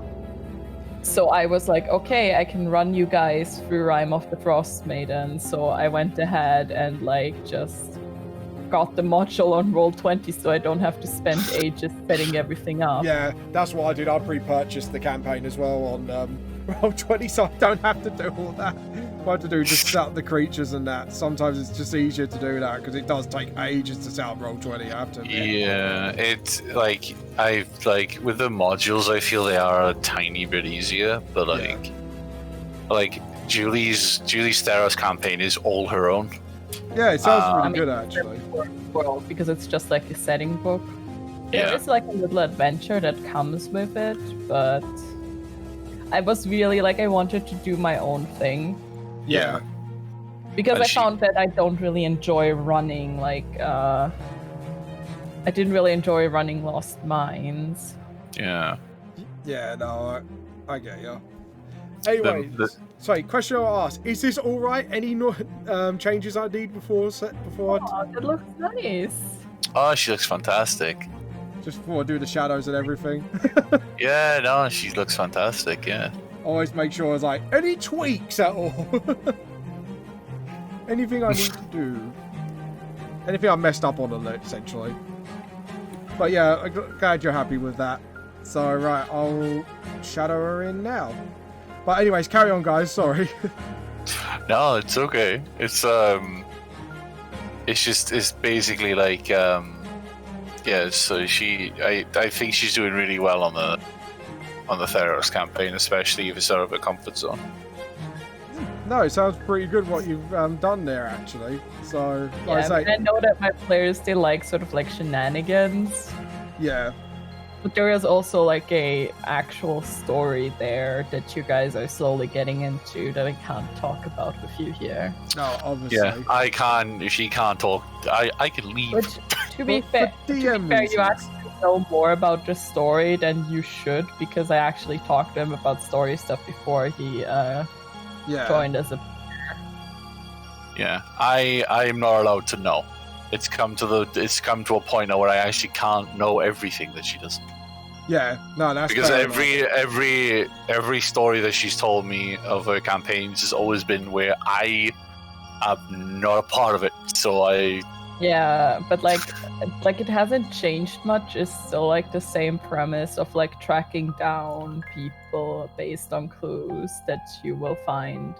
yeah, Nice. figuring out that one of the party members is also BBEG, BEG? a big bad evil guy. Oh, I love those sort of campaigns where you got a hidden BEG and then like nobody knows until the last minute. No, basically, they had a party member before me and Zama joined, named Mogus, Yeah, who pretended to be the god of slaughter. yeah. And basically he we've all come to terms with the fact that he might be an evil guy. Oh, God. Why? Why? Because he beat the fucking Minotaur half to death in the middle of an alleyway. It was a terrifying experience. It's just like PTSD. You sure And do you need another therapist? literally, this is how Sybil runs. We were watching him Yeah. hiding, right? We were hiding and we were looking into the alleyway. We were hiding, and then all of a sudden, Sybil, in her fantastic oracle mind, decided to walk up to him and ask him what the f he was doing. Oh, God. When he was beating this Minotaur half to death. And we were just like, Sybil, what the f are you doing? Don't anger the god, man. We were just hiding and we were listening in. And then Sybil was like, I'm curious. And so she walks off and we were just like, what are you doing? Don't. It's like, and then she just walks up to him and says, Mogus, what are you doing? And everyone in the party is just like, Sybil, what the f are you doing? Yeah. I walk up to him, what are you doing? Because it was one of those awkward moments where you just leave him be, and she just walks up and asks what the hell he was doing because she was curious. And we were just like, I'm surprised the next question wasn't, can I join in? she lit, like, her entire thing is to almost get the party killed in the worst situations. I've been with her for about 2 or 3 sessions because she has a tendency to not turn up for sessions for some reason. Yeah. And I'm already terrified that she's gonna do something that's going to get us royally killed.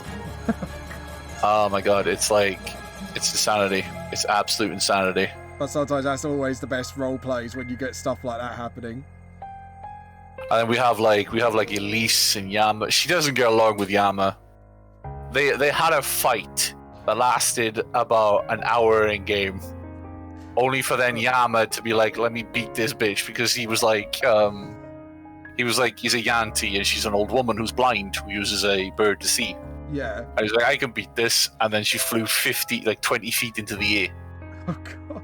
with a levitate, and he was just like, "Well, I can't hit her because she's 20 feet in the goddamn air because he's a paladin, so he can't do anything." Oh, God. So we were just sat here like, just give up. And he's like, "No, I'm going to beat her." And she was just levitating. And we were just like, you're not going to beat her. She's levitating. She's literally 20 feet off the ground. You don't have a weapon that's long enough to hit her. So Elise was on my shoulders, and then there was Mogus at the time. Oh, God. And then we were just like, okay, we just sat here.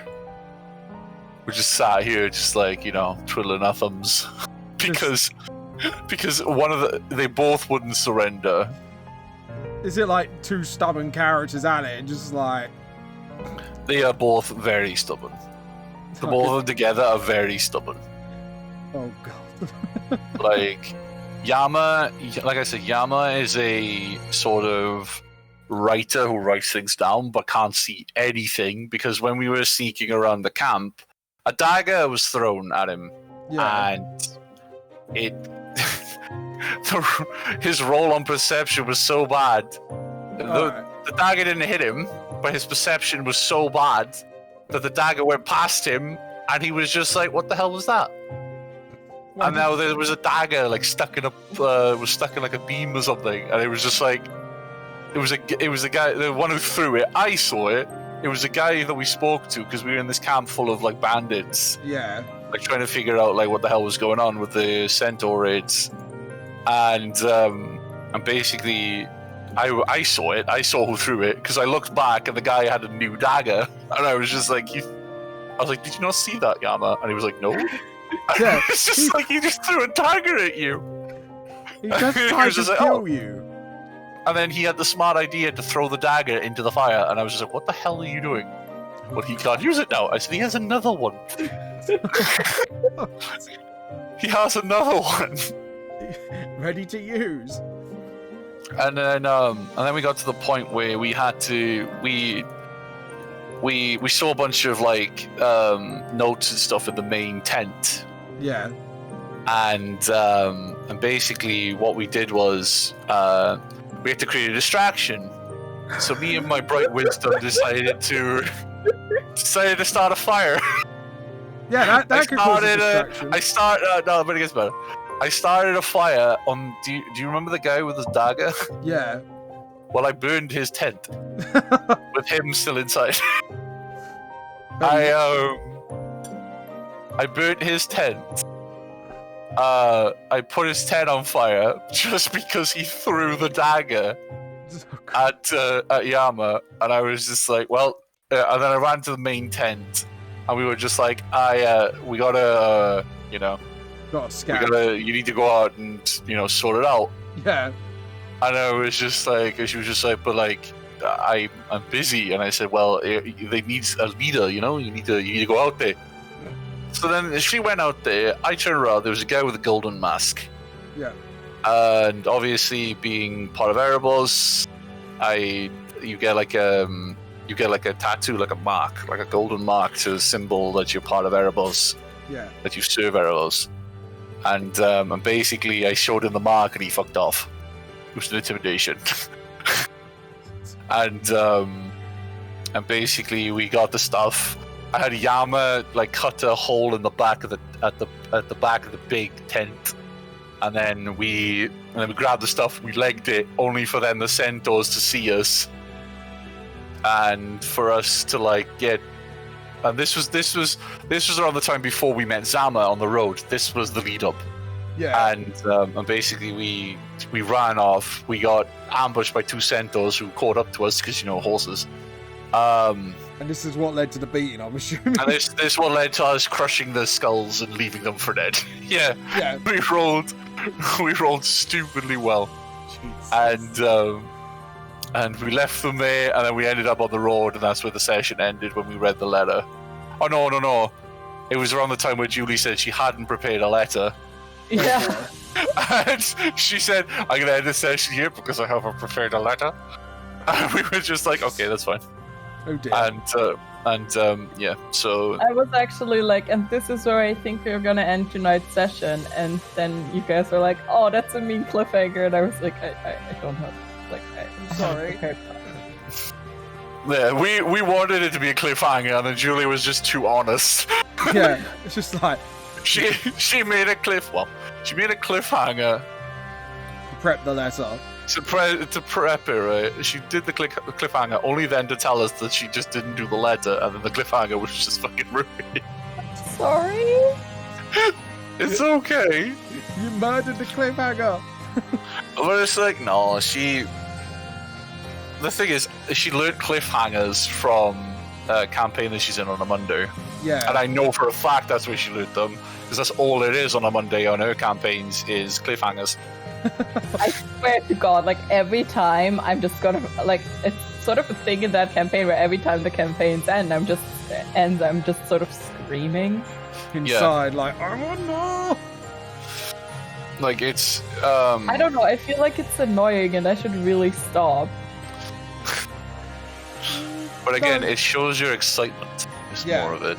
Yeah. Exactly. Cliffhangers It's more can be a really excitement. effective tool if used right. That's the thing. Yeah. Yeah, like the DM, like she's always like, I'm like, I can't wait for next Monday, and so it's Curse of Strahd, but it's sort of like using her system, like her overhaul of 5e. Oh, okay. Yeah. So like fixing certain bugs in that, I'm assuming. No, it's Well- it's a full change. Like she uses her own stats and stuff like that. my Kenichi, God. hello! I watched the tick. Oh, Welcome, Raiders! We come for tea! Oh, have you now? They've come to steal my tea. Well, joke's on you, I stole yours first. Sorry, what was that? So we were just talking about D&D, people, and I am setting up a D&D campaign for instead of one of the art weeks for a once-a-month game. I'll be running Mimes of, I'm just going to call it Pantera because I lost my will to pronounce it. I lost all will to live. I won't pronounce it. But how are you all? I hope you've had a good day so far, people, and thank you for the raid, Kenichi. I'm very, very honoured you raided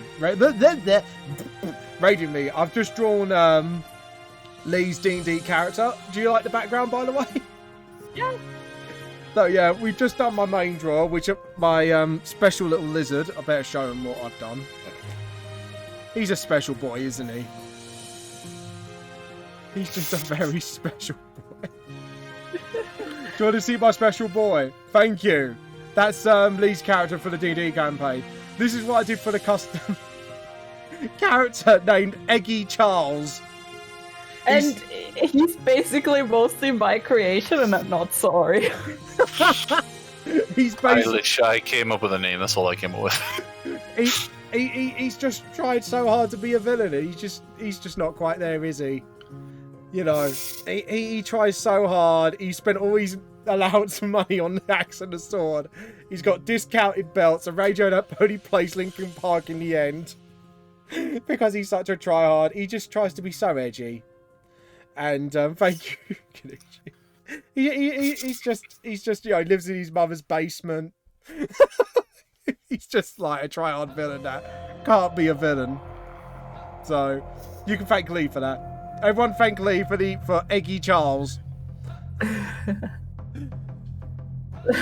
The important part, any villain though, that he tried, and he tries to look good while he does it. Without anything about super villains from watching Venture Bros. That's the important part. Sort of, yeah. That's him in a nutshell. He just tries. He just needs a hug. He just needs a big hug. like if he speaks like this as well. He's like, "Welcome to my lair," because his tongue's always out. So I'm gonna have to play him D&D, aren't I? Or you have to play him. Like, I got a feeling it's something special there. Like we need to get him in a campaign. Could always be an NPC. just like the NPC, like a try-hard villain that ends up in the party somehow. And like, if I have to play him as a player, he'd be cursed. Like every bad thing he does, he ends up actually doing good as well. Oh my god, yes. So like he murders somebody, but it actually turns out to be like some sort of mass murderer that he stopped a rampage off or something. Oh, such a dumb it'd be such a dumb concept, but it'd be such a brilliant concept at the same time. But anyways, guys, if you want to, feel free to join the Discord. Feel free to. If you want to put some art down, we'll show off some art later on. Silent, do you want me to draw you a character next? Nah, it's alright. I still need to come up with a character concept anyway. Yeah. That's why I said about Julie helping me out a bit later on. I'll drag her away and she can help me. Don't we just give you Eggy Charles? What class is Eggy Charles? I don't know, like, maybe? We'd have to, if that's the case, then Fighter or rogue? Like yeah, probably. a fighter rogue or something? Yeah. Yeah, we'll see. I'll see what character concept I can come up with. If not, I'll take Eggy Charles off your hands. You can go on it. Feel free to take Eggy. His alignment is like lawful evil because he just can't do any evil for crap.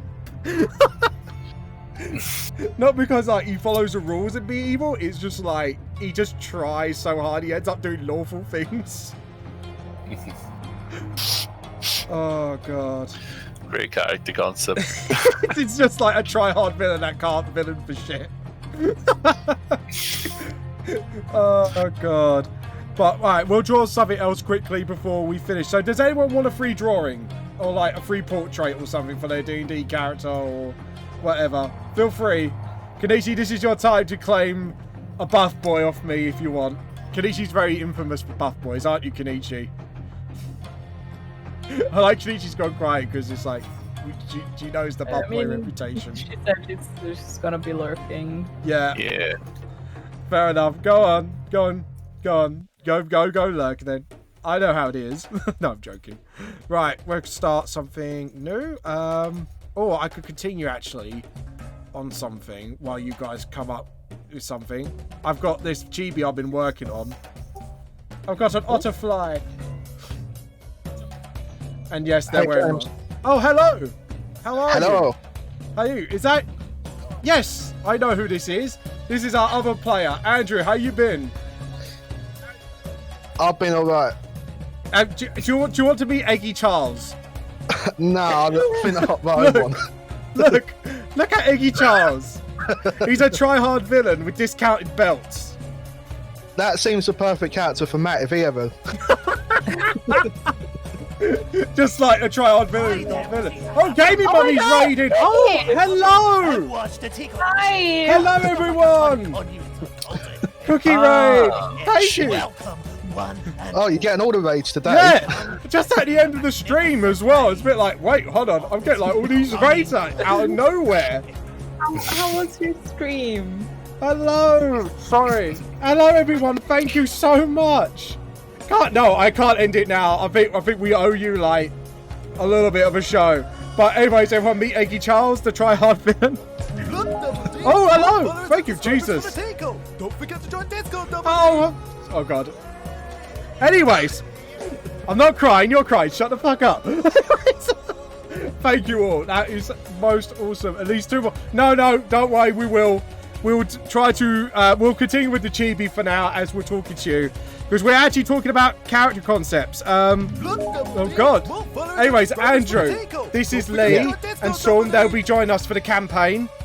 Oh, Hello. hi. Hello. Nice to meet you. Nice to meet you. Nice to meet you. I've even got a notebook ready just so we can write down like anything specific you guys want or anything. So, Andrew, will you be making up a character or will you take a pre-made? I'll make one up. You know me, I'll make one up. Alright, so obviously, have you got a concept in mind? Obviously, because it's completely like fantasy. But I've got an idea, I just don't know if it'll work. alright, go on, swing it to me. Pitch it to me. Sell it to me. Right, so would it be classified? So, bow and arrow character, would that be like rogue? In it, Yeah, right? that'd be rogue or ranger, I would say, depending what you want to do. There's basically got high intelligence that they can basically just pin shots off of other areas, bounce them. Oh, so like ricochet shots sort of thing. Yeah. Oh god. And I'm guessing you're gonna make him into like sort of like a blood raven character, just like you're just gonna take everything that's not pinned down. Everybody. No. We're doing that in our other campaign. Oh yeah. This is the guy, by the way, who's gonna create in the campaign once we get back to it in real life. A kleptomaniac blood raven. If you're 40k, in fact, by the way, guys, and welcome and Vera. Thank you. He's going to create a blood raven character that's going to steal everything that's not pinned to the floor. Had to. And sadly, it's in law, so I have to accept this. Yeah, you have to. It even says like blood ravens. It's like, and there's me as a DM, like, oh my fucking god. But then you're not surprised. We've got an orc who sells space weed. So I told them about this one already. Yes, we got an orc in 40k. That sells space weed to space marines. Look, that's great. That's fantastic, yeah. I've been wanting to have my my business, like my get rich quick rogue. Actually, I want to try to start a pyramid scheme. Oh god. Oh god. Get rich quick. Oh, I show you something real green space. Oh my god, a young old... No, he's a blue, I think, what is it? He's clan? He's a blue boy, isn't he? So he's a mercenary for hire. I don't know what he went with. Yeah, I think because we chatted about it, because the problem is orcs can't exist in the Imperium. So what I had to come up with was he's a blue boy that is a mercenary band that sometimes works for the Imperium, but this one struck out on his own, and now he's like a drug dealer throughout space. I still can't believe that he got an Ultramarine Scout to buy some. And got him high. That's the worst part. He actually got him high. I was like, this shit must be good to get a Space Marine high. Not just any, but an Ultramarine. Yeah, an Ultra Smurf. Oh god, it's like it's orcs. Yeah, I'll tell you what. If anyone wants to draw a fan art of him, feel free to. A 40k orc, that pretty much that's all he does. Is just sell it. Oh, I forgot to tell you, Lee. Also, he smoked his whole stash while he was trapped in a cave. And he Sounds had about right. And how much did he have on him? What was it, about like 100k of it or something? Yeah, it was a lot he had on him. Yeah, in a backpack, and he just smoked a whole backpack's worth essentially. And I just sat there and just went, what have I Not got? as bad as my Imperial Guard, who's pretty much walking armory. Oh god. Because basically, just to explain, yeah, but he could get Death Guard high. Seems like Ultramarine challenge for that. The ultimate challenge. Oh, actually, do you know what? You might have to challenge Matt on that, Andrew. What on the... To get Death Guard high, yeah. He'd do it. I can imagine like they'd be in the middle of a gunfight, and he's got he's all going, oi, Death Guard. You like some space for you? Yeah. Just like he's actually trying to sell it in the middle of battle. What have I done? I don't know. And what have you You're got? the one that invited us into it. Oh god. I apologise, Lee. If you ever become part of this Rather Glory campaign, I will apologise beforehand. Just like, oh god. Anyways, so have you got like a backstory idea for your rogue character before we go too much into the 40k? Need to sort it out, like, because I've not done that normal D&D, so that's why I need to sort it out with you at some point. No, it's fine. But the concept seems quite simple as well, so I can easily deal with that. But the thing is, don't try and worry about lore too much. I think that's a good advice, isn't it, Lee? Just, come up with what sounds good to you, basically, I would say. I mean, I'm the kind of person who goes on Googling sprees about lore because she's really insecure, so maybe I'm the wrong person to ask about it. Fair enough. Hey, remember when I said she's too honest? This is one of those moments. It's just like she can't just tell. She can't give you advice. She needs to tell you that she's not right for the job and she's too honest. Like, I'm like, I have this concept for the druid, and I'm like, now I need to do like a lot of research into the Underdark and see if it actually makes sense for her or not, or yeah. No, fair and enough. internally I'm just kind of screaming because I don't want to like do something stupid. Oh, don't worry. I think I've pretty much had you beat there with the orc character, so that's someone I allowed to do. Shit. At one point, I always wanted to make this character that just tries to sell essential oils. Oh god, we're gonna get another Quacky the Orc, aren't we? Oh god. And what class would that be? Lee? I mean, that's a good. Oh Jesus, that's a good question. I never really thought much further on that. Like, it would have to be something with high charisma. A bard. Seems fun. Have a good one. Yeah, you have a good one. But can you get Death Guard up? I'll tell you what. What was it? Do you know custom classes that people make homebrew wise? Yeah. Well, someone was running. I think I told you about this, Andrew. You just pissed yourself laughing. I turned around and I found this cook sheet class.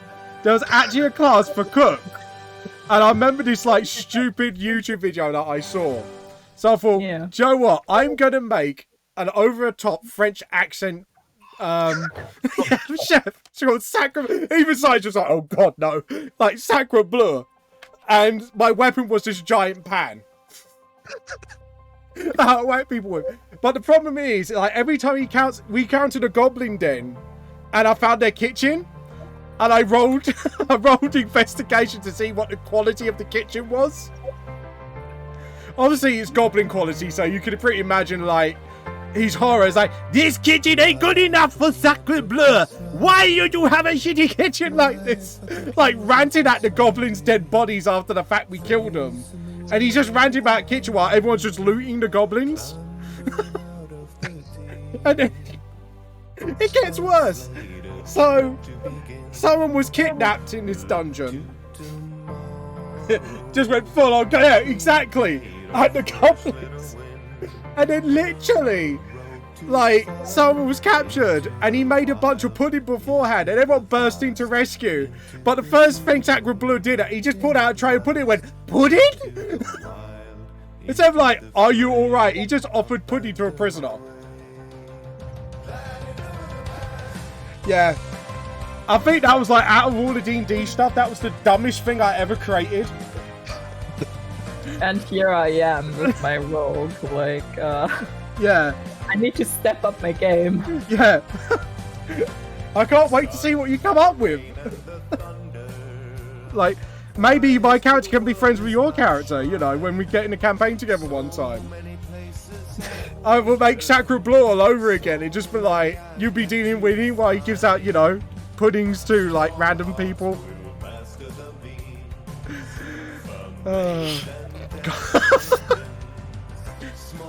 Can you tell I just like making stupid characters for fun? That's fair. I mean, Everyone has their. But I also like making, like, you know, putting a lot of effort into characters and their stories. I have to admit, I do, but just every now and again, my brain just dies. I just go, let's go make something really fun and really stupid. How far can I take this? I mean, like, I have this character that I came up with, and she's like, I'm gonna be playing her. It's the artificer that I'm gonna be playing in the Descent into Avernus game once the DM comes back. All right. Oh, nice. And, like, I was just like, when I said that, the party was like, okay, so you're gonna be a gnome in a mech suit. Yes! Yeah, she's gonna be Iron Man. Which is technically, I don't think how, like, the armor artificer works, but, like, I'm just like, Yeah. like maybe like a suit that looks almost like a Warforged or something, and then just a tiny gnome hops out.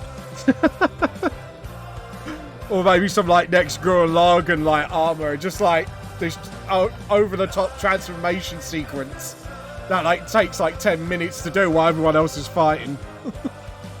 Yeah, but, like, her whole thing is just that, like, she, like, took up, like, tinkering and stuff. Yeah. Because it's sort of like a natural thing for her, but mostly because she wants to get back at the people who bullied her. Oh, not so small now, am I? Yeah. Just picks them up, just wedgies them. Instead of, like, using it for actual combat, Andrew, can you imagine that? Just, like, does a big wedgie. Yeah. I'm not so small now, am I? It's like, you got anger issues, haven't you? How can you tell? Yeah. She's a gnome with some like anger issues. I can imagine now, you're just going to bring that one in now, and then it's just be like, everyone's just going to get wedgied, including the goblins. No. No, maybe. I mean, I'm already playing her. Oh, God. Like, I will be playing her once, like, in a few weeks when our DM is back to DMing. Yeah. And then I will be, like, The thing is, I need to get my hands on actual heavy armor as well because we're starting at level 1. Oh, right. So you need to, like, obviously buy it I all. won't be able to wear heavy armor until level 3. Would you have proficient in smithing, though? Could you make some? Probably. I'm pretty sure I get proficiency in that, and also my character has like this like it's sort of like her brother, but like sort of like adopted because they took her in, Yeah. and like they are a forged cleric, so I think we'll be fine. You'll be fine for now. There'll be very minimal wedges at first, though, basically. But like for the beginning, I have it kind of like I'm flavoring it in a way where she has like a wrench or a hammer, and she's sort of like she uses shocking grasp, All right. but it looks like she just whacks them with her like hammer or whatever. But it's actually like a spell sort of thing. Yeah, Oh, that's cool. like basically she like uses magic to like make it like electricity. Oh, nice. It's lovely. It was lovely to be you for a bit, but I have to. No, that's fine. That's fine, Silent. Please, everyone, do you stream Silent? No, I don't know. No, I was going to say, But I will put a shout out for leisure people. oh, there we go. So, shout out then. Yeah, a shout out to Julie, or Leisure as people call her, which is still weird to me. Go check out her stream, commissions, blah blah blah. She's a great artist and deserves all the love that she gets. She does. I've seen some of her works through Gaming Mummy, so And I can it's vouch. her art is fantastic. It is. A lot of fun, really chill. But yeah, thank you for talking. That's and fine. Feel free to drop by any time because we might as well just chat and get to know each other before, obviously, the game of begins. course. So, Of course, yeah.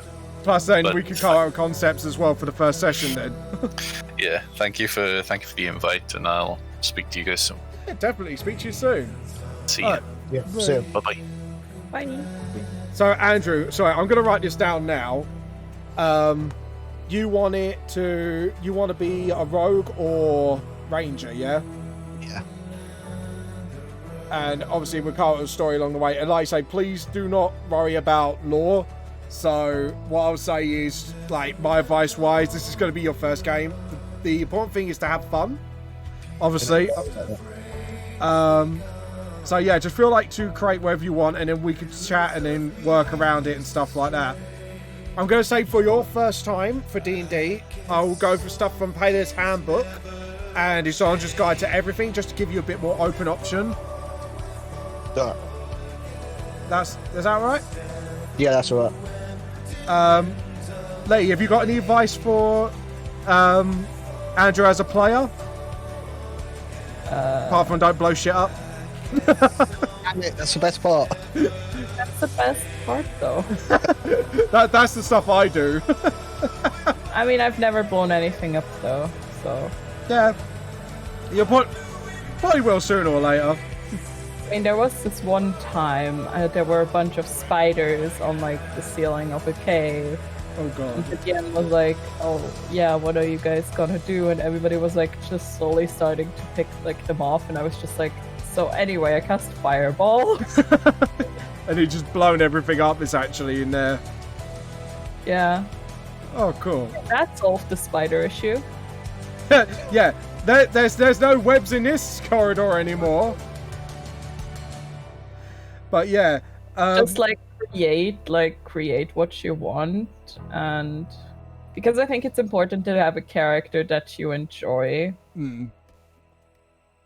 Like I was kind of pushed with my second ever character. My first ever character, the party was actually really chill about, and my first ever character was Bard.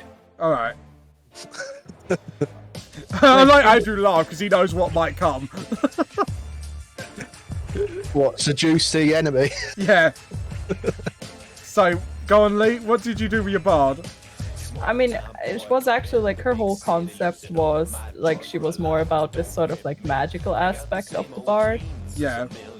And like her whole thing was that she would be, because it was this like incredibly racist setting, Yeah. and she was not really a pacifist, but she always was like this sort of person who was like, maybe we can talk, and hoping to change the world through the stories she tells. Yeah. Turns out the party just like thought the solution to racism is to murder all the racists. So that didn't work out too well. Yeah. I like it. Let's solve racism. How do we solve it? We murder everyone who is a racist.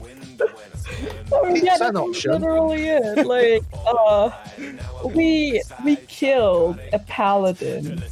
Oh god. Like because they served like the kingdom, Yeah. which was also part of the issue. Yeah. And our paladin, we had a paladin in the party. Our paladin beheaded the other paladin. Because why not? Oh dear. I'm guessing there was consequences and all for that. No. No. Ah, sweet. See, I thought there would have been like, and the guard arrests you, basically. No, we made sure to like drag him into the woods first. Oh god, this is like Murder She Wrote stuff. Just like Inspector Poirot going, I suspect the murder happened in the forest, the body was dragged. Yeah, like we kidnapped this guy, and we actually got him because my bard used hold person on him, and the DM was really upset because I completely ruined the fight she had planned. Oh god. Basically, It's just like, gone for oh, a I complete made derail. this guy who has like a whole bunch of cool abilities, and I'm just like, hold person. Damn, what do I do now? Panic! Essentially. But basically then we took him and like tried to get information from him, and our paladin beheaded him and took a vial of his blood to activate some magic like thingy. Yeah. And I'm still not entirely sure how she was not an oathbreaker, but here we are. Oh, Nectonal X said there might have been a similar incident in my group's campaign playing Pathfinder last week. Oh, tell them away. We like a good D&D story, don't we? Oh yeah. Yeah, We do. yeah, we do. Well, I know Andrew likes them because he's been part of a few of them. Like how you fucking basically right. To explain to you, Lee, in Wrath and Glory you use D6s, yeah? And if you hit a 6 on the Wrath dice, it's like a critical success. Yeah. They crit successed the whole way through the stealth mission. I'm not kidding you. Every roll was a crit success. And I was playing a goblin and was looking for the tribe members, suspecting the dwarves of killing them, and found one of the dwarflans and accidentally convinced one who owned her for life. Convinced his wife that behind him was technically of legal trouble, using a demon metal to do some magic nonsense from some other charismatic tiefling. Fair enough. But yeah. And the problem was, Lee, we were 2 players down at this time, right? So I tried to make it difficult so at least by the next session they can go and get rescued. But they literally quick success it. Literally, what, the session ended in 2 hours? Yeah. And I just sat there and just went, I've got nothing! I need to set weights up for next week. So we Not just that, we took pot shots at the champion not leaving. Oh, yeah. But here we go. The story continues. He made his wife think she'll lose her castle in the Dwarven society. So she just killed him, and we can't say a thing, just going, oh no, oops. Oh no. Pretty I mean, tough. it's quite different from what I told, but that's also pretty great. Yeah, that is pretty good. Like, we just literally, there was this guy who was, like, as racist as everybody else. Yeah. So we dragged him into the forest and beheaded him. That's a... Oh, God. Oh. And did you just hide the corpse, or...? I don't think we bothered. Oh, fair enough. Because we got Oh, no, actually, I think we burned it. Oh. It's been a while, and that campaign was a wild ride. Fair enough. We didn't intend to cause the murder of a disabled war veteran. It was horrible. But we felt bad and we were trying to leave. Oh, okay. Let me tell you that, like, story of, like, how our ranger just, like, fucked off and retired because he killed, like, 100 of innocent people. Oh, God. Right. So we were playing, like, in a vaguely Middle-earth setting. Yeah. And there was a siege of Minas Tirith. Yes. Okay. And we were helping in the defense. And our archer was able to see real far and, like, shoot from the walls where nobody else could hit them yet. So he just kept shooting until he couldn't anymore. Yeah. Like, he didn't even need arrows because my character's father had given him a magic bow. Oh, so, like, unlimited ammo. Yeah. Alright. So he did that, and like then there were like some of those like purple worms that showed up, and we had to go fight those, and we lost our fighter. Yeah. Rest in peace, Wimplebottom, you were a hero. Wimplebottom. It was a gnome fighter called Krelma Wimplebottom. Oh, God. Alright. Go on.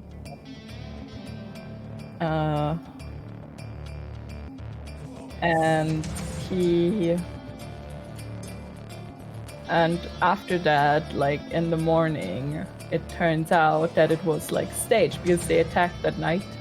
Yeah. And basically outside of the town in the first row, it was like, I guess something like scarecrows or something, but the first row was actually prisoners.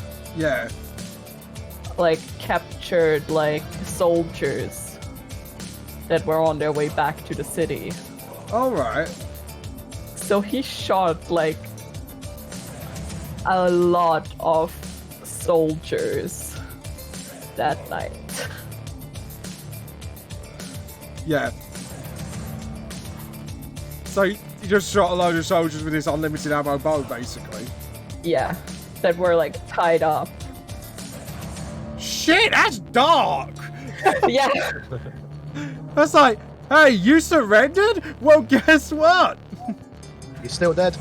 Yeah, you're still Yeah, dead. like they were captured and like they were used as sort of like to make this like a decoy, and I felt so bad because I had a pseudo dragon that I could have sent in, but I thought that like that might get their attention.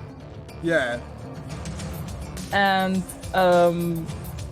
I had no reason to suspect that it wasn't like a real siege. Oh, God. But yeah, that happened. So And afterwards, like the ranger just like left because like he couldn't really deal with what happened. oh, God. Yeah, I can imagine that. War He crimes. instead made a new character that was I think it was a kobold sorcerer or something. Oh, God. That was because we had a dragon, Yeah. which not the best reputation in Middle Earth. Yeah, obviously because they're not exactly nice people. But yeah, go on. But yeah, it was the dragon game, so you know the worst part of it. Yes. But basically, this kobold just came to us and was like, I feel drawn to this place. There's a dragon here. I want to like surf this dragon. And like our dragon didn't want to actually deal with it. And this kobold like accidentally, because like I don't know, my character had like new draconic. Yeah. The kobold just sort of assumed that she was the dragon, and like my character was just like, do we just go with this? What do we do? And like the dragon just like couldn't be asked to deal with this kobold. So the kobold was under the impression that actually my character is the dragon. Oh god. Oh dear. So, Andrew, do you want to tell this stealth mission story? Oh, what you mean? Where it was two of the most unstealthy Space Marine chapters? Yeah, but it turned. No, this is the whole stealth mission. Like, tell them how you managed to escape. Even though I told you crit success is your way, I want you to tell how you did it. Oh, what did it end with the land speeder? Or? Yeah, like literally how you literally snuck past like very alerted Celestia guards. And then stealth backstabbed them. Yeah, and then stole the land speeder. And then took pot shots at an aspiring champion. Yeah, go on. I think you'll tell it better. You can probably do all the... Well, obviously I said the quick succession. So first off, there was about 5 guards in one area, if I remember correctly.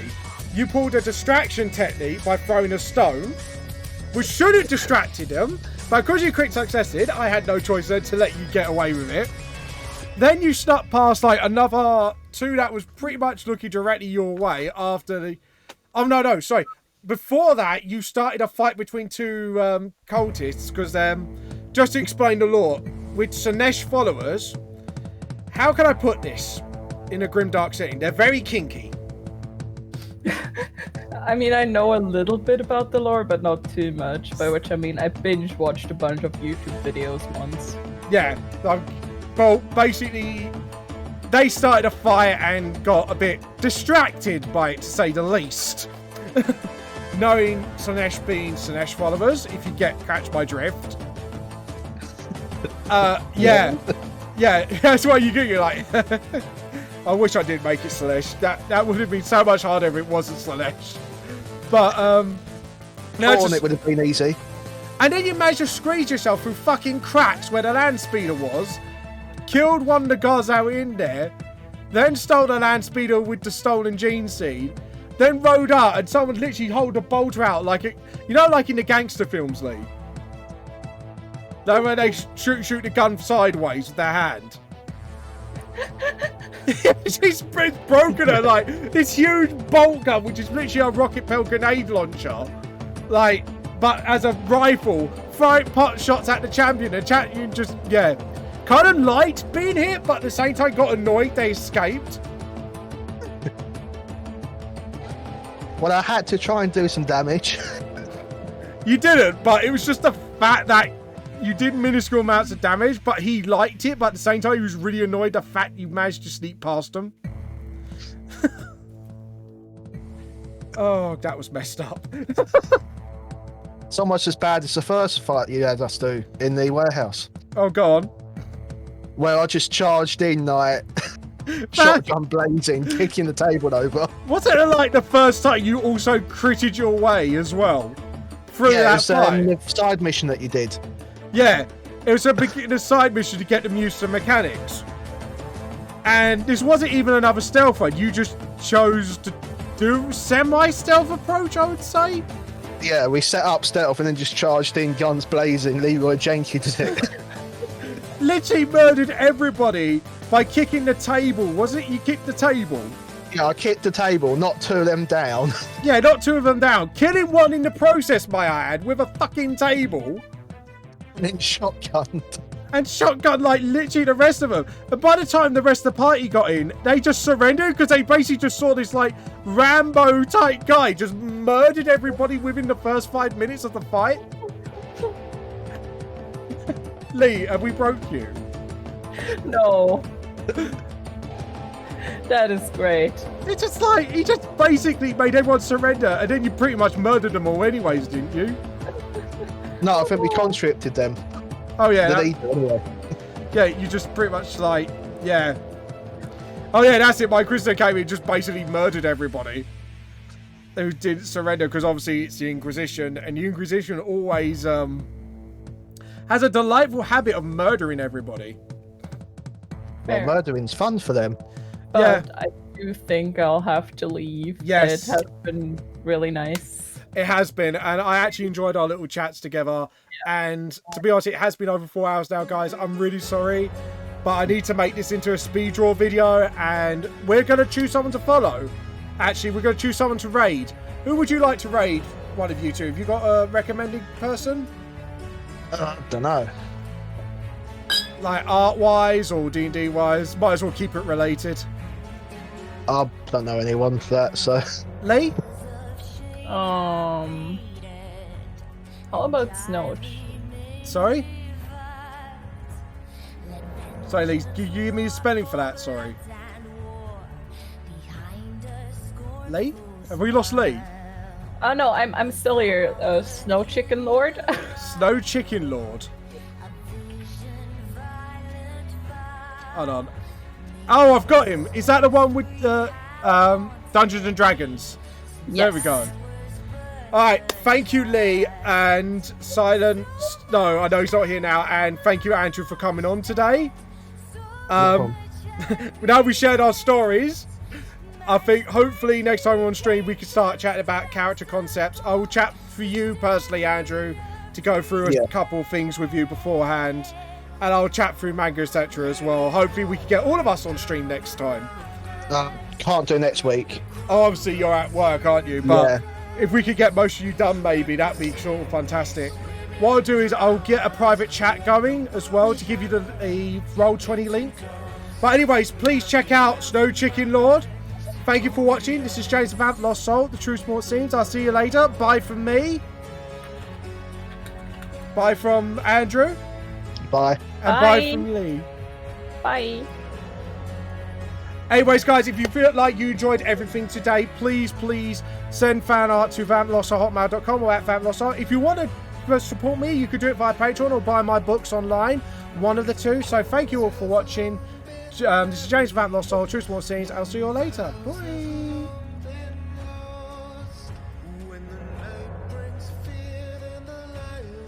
Have I raided?